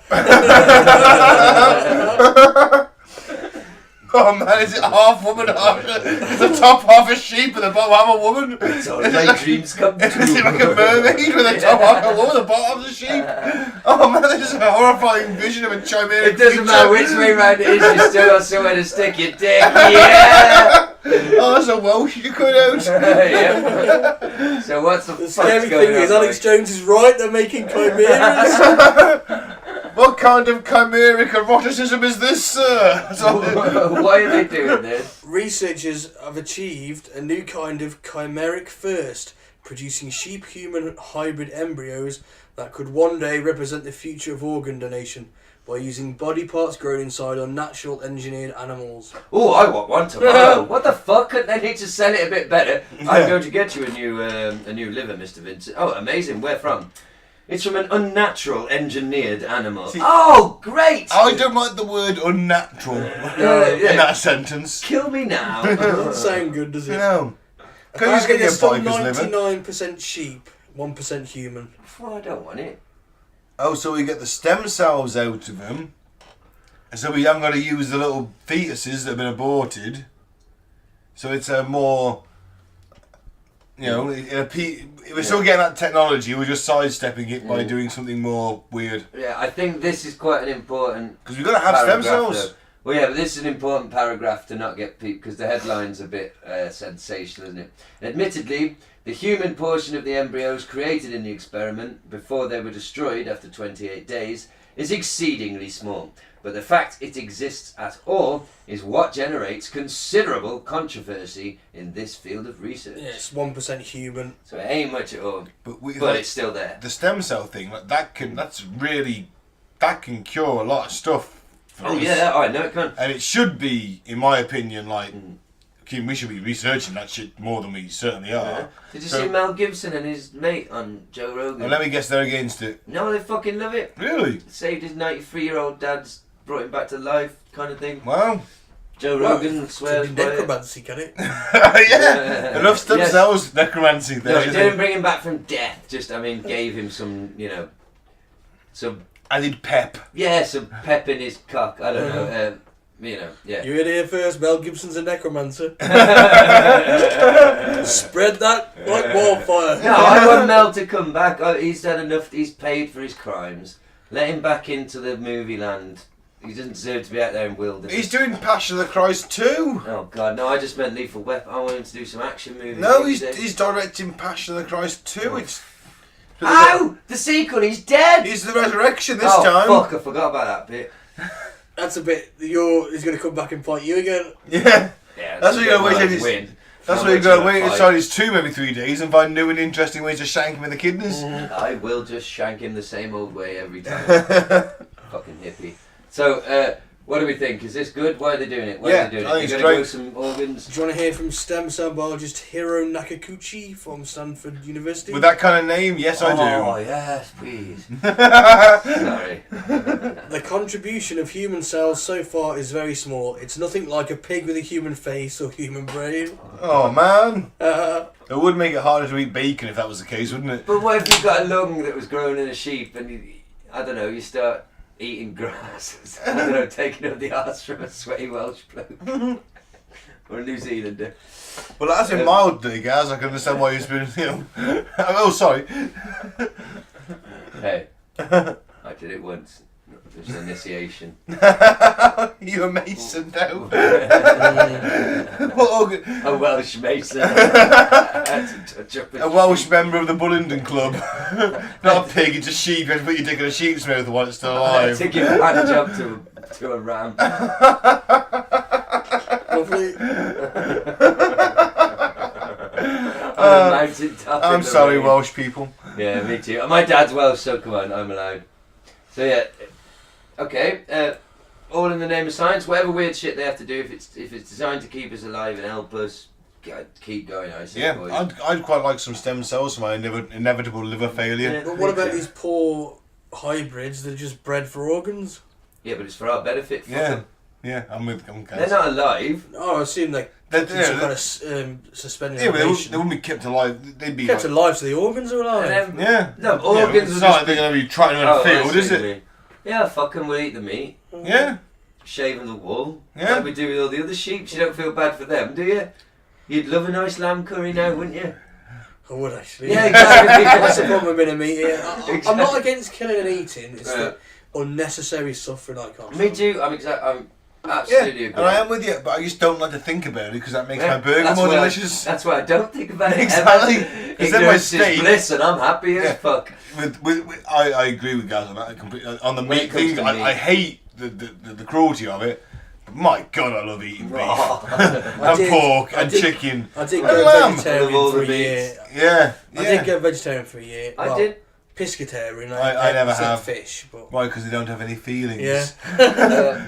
I did for quite a few years because of a girlfriend. I might have talked about it here before, possibly, but yeah, my first serious girlfriend, her entire family were vegetarians, and I became indoctrinated. But the problem was, I was so indoctrinated, after we split it up, I kept it up for a couple of years, Wow. and then one day thought, hang on, you don't have to do this, you can eat Yeah. wonderful, greasy chicken. Mhm. So yeah, have we got any more news? Yeah. One more. This one's for you guys. Oh god. Robot to run for mayor in Japan, promising fairness and balance. No, do not do that. The robot is campaigning under the slogan "Artificial intelligence will change Tama City." No, it's been Oh, programmed people are by gonna- someone Japanese to say people are going to that. vote for the robot. It depends if it looks like Mobile Suit Gundam. It's like really cool, and Oh yeah, yeah. somebody's gonna be like, "Yeah, I'll vote for that." I mean, fucking hell, I'd vote for it. But this is where I get annoyed with these stories, though, because it's like artificial intelligence stories. He's not running. It didn't think for itself. I'm going to run for prime minister, and then start someone's fucking programming It's it. true. You putting are it up right. to You these- are right. like, But what if it searches the net for like great leaders, and you end up with like Caesar and Napoleon and Fuck kind that, Hitler. What if he discovers Hitler Yeah. and thinks, "Oh, he's alright. He had knows the what he's right doing. idea." He had the right idea. What Yeah. if that robot then goes, yeah, and that's why those bots on the internet that replied to human behaviour. You know, they did an experiment. Mhm. Where like they put these bots on in Twitter and stuff, and like most of the And stuff they post is racist. Because I it mean, copied us. yeah. This is how the robocalypse starts. And I want no part of it. Yeah, it's true. Yeah, when its face is on posters and add Fuck slogans. yeah, it's another sexy robot with Yeah. big boobies. Oh, No, man. I would shag her. She's completely silver, but she's pretty. I'd Gaz, you're gonna have to shoot her in the face one day. with my penis? No, with a gun. Oh, well, No, I'll have to shoot one of her hordes of robot army drone soldiers. They could all look like her, for all you know. Oh, well, I hope not. I'll shoot above their heads like they did in World War. But then you're dead. Oh, well, what a way to go. Well, Looking shot at to that- death and beaten to death looking by at sexy female Yeah, robots. looking at that beautiful, cold, dead, emotionless face. Wow. I'd vote for her. No, seriously, I would. Well, it's better than Because- most options. Well, yeah, exactly. Well, and it's not fucking real. They're not going to be corrupted. They're not going to be corrupted. They are by the internet, by racist people tweeting them and then taking that as public opinion. What it does is it would analyse petitions put forward to the council, breaking down the pros and cons and statistically dictating what effect they would have. Ah, so we've got Yeah, I don't want to live in that robo-logic world. cold machine logic. Yeah. That's what we need. No, we don't. We do. I don't know. I don't know why. I don't know why I'm shouting. Very loud noises. I get it. In theory, that sounds lovely. So everything works right and blah blah blah. But Yeah, it could make a decision that doesn't benefit you. Yeah, Then what do you do? You can make a decision that the poor are a burden on society and you'll be Yeah, shocked. execute us all. Because, you know, it's like... Well, there is that truth. you know, There is that. oh, we danger. could have a lot more money for public stuff if we just shot all the poor people on Yeah. benefits. Because that would be cold robotic logic. Or executed your dogs. Yeah, because they're fouling. Yeah, and they cost money. And cats are a nuisance generally, so maybe you shoot all the cats. That's cold robotic logic. Maybe they stove your nan's head in. Well, we'll have to With a put some solid parameters metal in it. fist. wouldn't it? You have Because to be old like- people are a drain on the NHS. It has to be like Asimov's 3 laws of robotics. Yeah, but there's That's a book, though. I know, but if it's Yeah. something like that. yeah, but there's Yeah, but- flaws. There's flaws in that. Well, not if you word it properly. Yeah, but you're saying there's flaws in Asimov's design. No, there's but- no flaws. All I Yeah. can say is, Mike, No, actually, he created the flaws. So the whole point of the story was that Yeah, the we start using, stories were based on we start using that, and there's flaws. We're all exploiting the screwed. flaws in that. Yeah. But what you do is you create something that doesn't have any flaws. all I'm going to say is that robot has... Well, you've got to break those rules because like you wouldn't have a robot surgeon in that case because they've got to hurt people to make them better. But they can't hurt anyone, Well, so you've got to flaunt those laws, and that's where Well, you you'd get have a the. little stipend at the end of each thing, wouldn't you? But that's So- where you get the breaks in the code, and they spread out. It's as in Westworld. I don't know what's going on. Yeah, I'm rewatching that because the new series is out. It is Today. next week. Is it? Oh, Today, Monday. Today. No, tomorrow. yeah. Yes. Tomorrow, yeah. I thought it was next week. Yeah, it's Oh, looking forward to that. Yeah. I'm hoping Anthony Hopkins is back in it. Well, all I'm going to say is that robot in this story here has a fantastic rack. Shiny metal. She does have very sort of And she's got Pronounced my vote. mounds. pronounced bosom with She is has there my little vote. nipples as well. Yes. She's got lipstick on. That's Of like course. kind of sexualizing the robot, isn't it? Of So all course. them Japanese robot fans, and there's probably a lot of them, And me. and Gaz, would vote for her on purely on based on her looks. If you two weren't in the room, I'd be wanking myself to death. Well, I'd vote for it because I think that's the way forward. AI. She, not an it. Sorry, I'm joking. I don't think AI is the way forward, Mike. Not running us. Of No, course. we don't want to turn them decisions over to the robots. You're giving up your autonomy. That's Terminator, man. You're giving up We're your... not giving it the license to kill. We're giving it the license to organise No, society in an efficient way. But then we can We self-aware. can do it. It's going to be like the ultimate. Because Fucking all them Twitter all them right-wing tweets will make it become self-aware and end up with the robot Nazis. We don't let it read the right wing tweets. It's got to have access to the cloud. Well, it's going to be more intelligent than us anyway. So it's either going to help us or destroy us. What if it decides that the right-wing system Well, is the we've got no the more way you football, go? haven't we? But yes, we've got to take that risk. 50-50, baby. Roll the dice. What if... It's going to come to fruition. Humanity's future, roll the dice. It's going to come to fruition anyway. So it's going to happen. So we are rolling the dice. Well, what if she actually agrees to have sex with me? And I give her first orgasm, Right. and it creates such a surge that, like, the electricity in the power grid of the city that she controls Is this just surges. boosting your ego? No, and I explode. I'm fantastic. I make it come so hard that the entire island of Japan explodes. In a... No, you disappoint us so much. Ah! Humanity. She decides to kill us all. Kill all men. Yeah, it's like a lesbian You're robotic utopia. You humans are so obsessed with your sex, yet you are so poor at its operation. I will destroy you all now. Give me one, just give me 2 minutes, give me 5 minutes, give me 5 minutes and I'll go again. Half an hour.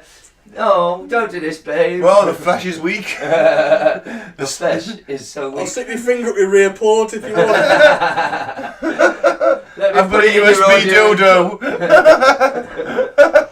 That robot would have a good time if I fucked it. Is all I'm going to say. Alright, Okay. we'll leave it on that note. Yeah. Bit of time That's for, my campaign promise. Never go full Alex. And now, yes, to my favourite game show where we'll play you a clip of Alex Jones, a clip of some other weirdo from the internet, and we have to decide who's talking the most sense this week, who's the most mental this week. Who's talking batshit insane Yes, this who, week? are you more crazy than Alex? And remember, listener, never go full Alex. Were you trying to get crazy with this, eh?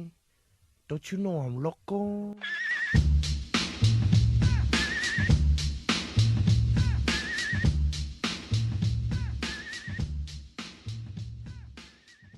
So who have we got first? Who's this bad boy? We've got Jim Baker, who's like an evangelical preacher, TV Lord. host. Oh, right. Ben's favourite? Yeah. And he wants people to buy his food buckets because we're heading for a hellish 42 months on planet Earth. Oh, so, hey, you people already give me money. Buy my book. So, because the wars are Buckets. end. Buckets? Bucket of food. buckets. Food buckets. Wrong. Is it a bucket containing food or an empty bucket that you No, it's a fill bucket with containing food? rations of dried food. Okay. I'd want more than a bit bucket, though, to be survivalist fair. type Yeah. thing. A Okay. bucket's going to last you 40... I mean, how big a bucket are we talking? I mean... Well, Listen to it, who it says. I think that they've got 1,200 portions or something. That's a big-ass bucket.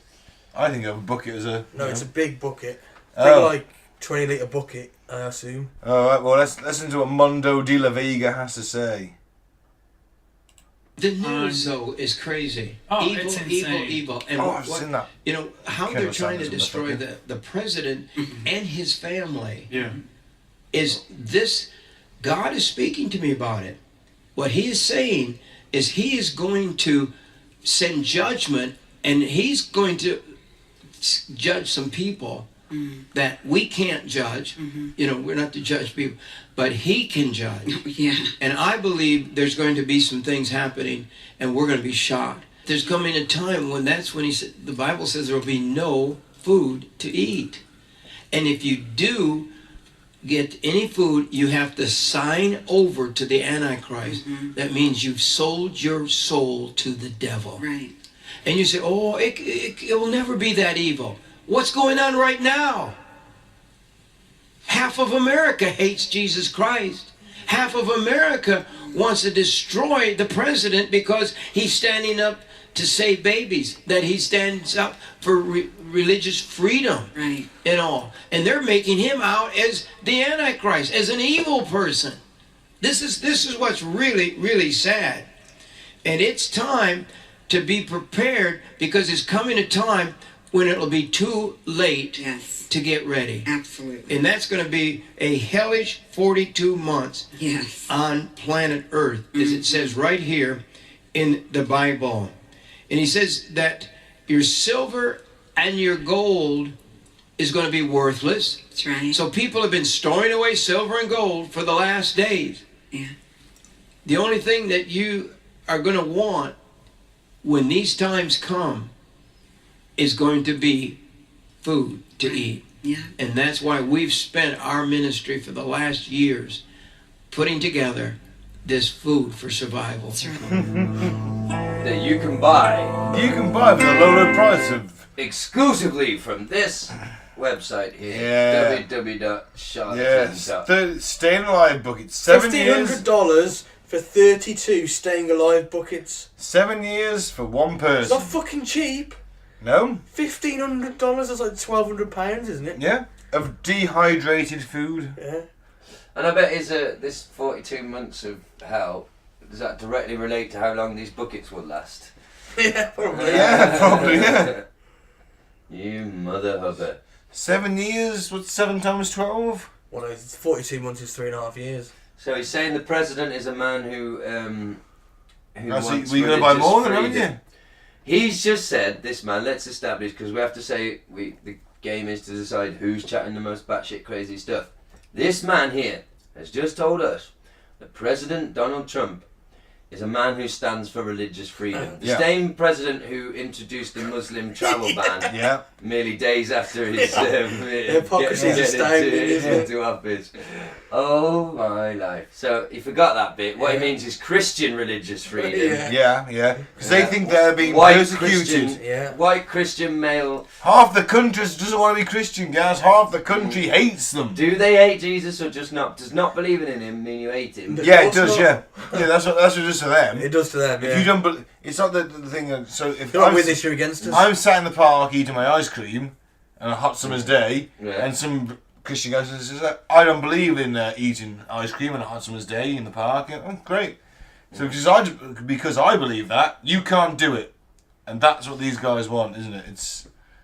No. What this guy wants is you to he wants you to buy his food, but that's what they want. They're being persecuted. Do they not? How can anyone sat at home watching this in America, even a deeply religious person, not maybe start to think, this man's telling me times are going to be so bad that we need food and survivalist, and at the same time, literally on the bottom of the screen, it's advertising to me his own branded survival food buckets. Yeah, man.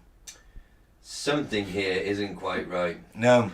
You know, it's pressure sales, telesales. The wars are around, guys. Just basic sales. It's just they believe in Armageddon. It's like, okay, I work for a DIY wholesalers. Our sales reps are going around at this time of year now saying, look, the sunshine's come in, so you got to buy some fence paint because people want to paint the fences in the sunshine. Yeah. It's the same fucking technique. Only he's saying it's going to get rough out there. Well, a bit apocalyptic, you know. Not much food growing. Buy a food bucket. 50% of people who don't believe in God, they want you dead. Persecute the Christians. And how dare those same people are criticising our godly, freedom-loving president who wants religious freedom. Yeah. Mr. Trump. A man who's had multiple affairs on his third wife and potentially pissed on, got pissed on and fucked a porn star. Do you know what I would love to do? Very godly. If anyone listening to this... I know there's drone strikes and missile strikes to Syria. Yeah. Wouldn't it be fun if anybody listening to this had enough disposable income who enjoyed our show to treat us to one of these buckets and we opened it up on the show? That would be awesome. And then we could do a running experiment where we try to live off of it. We all eat a bag of dehydrated food during the show. This is actually fucking tastes like bullshit, to be fair. So this guy says that the world's coming to an end and President Trump represents religious freedom. Yeah. So mark that on your batshit scale and let's hear what Mr. Jones is going on to the say. Joe Rogan Experience. Talking about there being 12 dimensions. Okay, I've heard this and I love it. Go on. And we're on this planet, and Einstein's physics showed it, Max Planck's physics showed it, there's at least 12 dimensions. And now that's why all the top scientists and billionaires are coming out saying it's a false hologram. It is artificial. The computers are scanning it and finding tension points where it's artificially projected and gravity's bleeding in to this universe. That's what they call dark matter. So we're like a thought or a dream that's a wisp in some computer program, some God's mind, whatever. They're proving it all. It's all coming out. Now, there's like this sub-transmission zone below the third dimension that's just turned over to the most horrible things is what it resonates to. And it's trying to get up into the third dimension that's just a basic level consciousness to launch into the next levels. And our species is already way up in the fifth, sixth dimension, consciously our best people. But there's this big war trying to like basically destroy humanity because humanity has free will and there's a decision to which level we want to go to. We have free will, so evil's allowed to come and contend and not just good. And the elites themselves believe they're racing using human technology to try to take our best minds and build some type of breakaway civilization where they're going to merge with machines, transcend, and break away from the failed species that is man, which is kind of like a false transmission because they're thinking what they are is ugly and bad, projecting it onto themselves instead of believing, no, it's a human test about building us up. And so Google was set up 18, 19 years ago, I knew about this before it was declassified, I'm just saying I have good sources, that they wanted to build a giant artificial system, and Google believes that the first artificial intelligence will be a supercomputer based on the neuron activities of the hive mind of humanity, with billions of people wired into it with the Internet of Things. And so all of our thoughts go into it, and we're actually building a computer that has real neurons in real time that's also psychically connected to us, that are organic creatures, so that they will have current prediction powers, future prediction powers, a true crystal ball.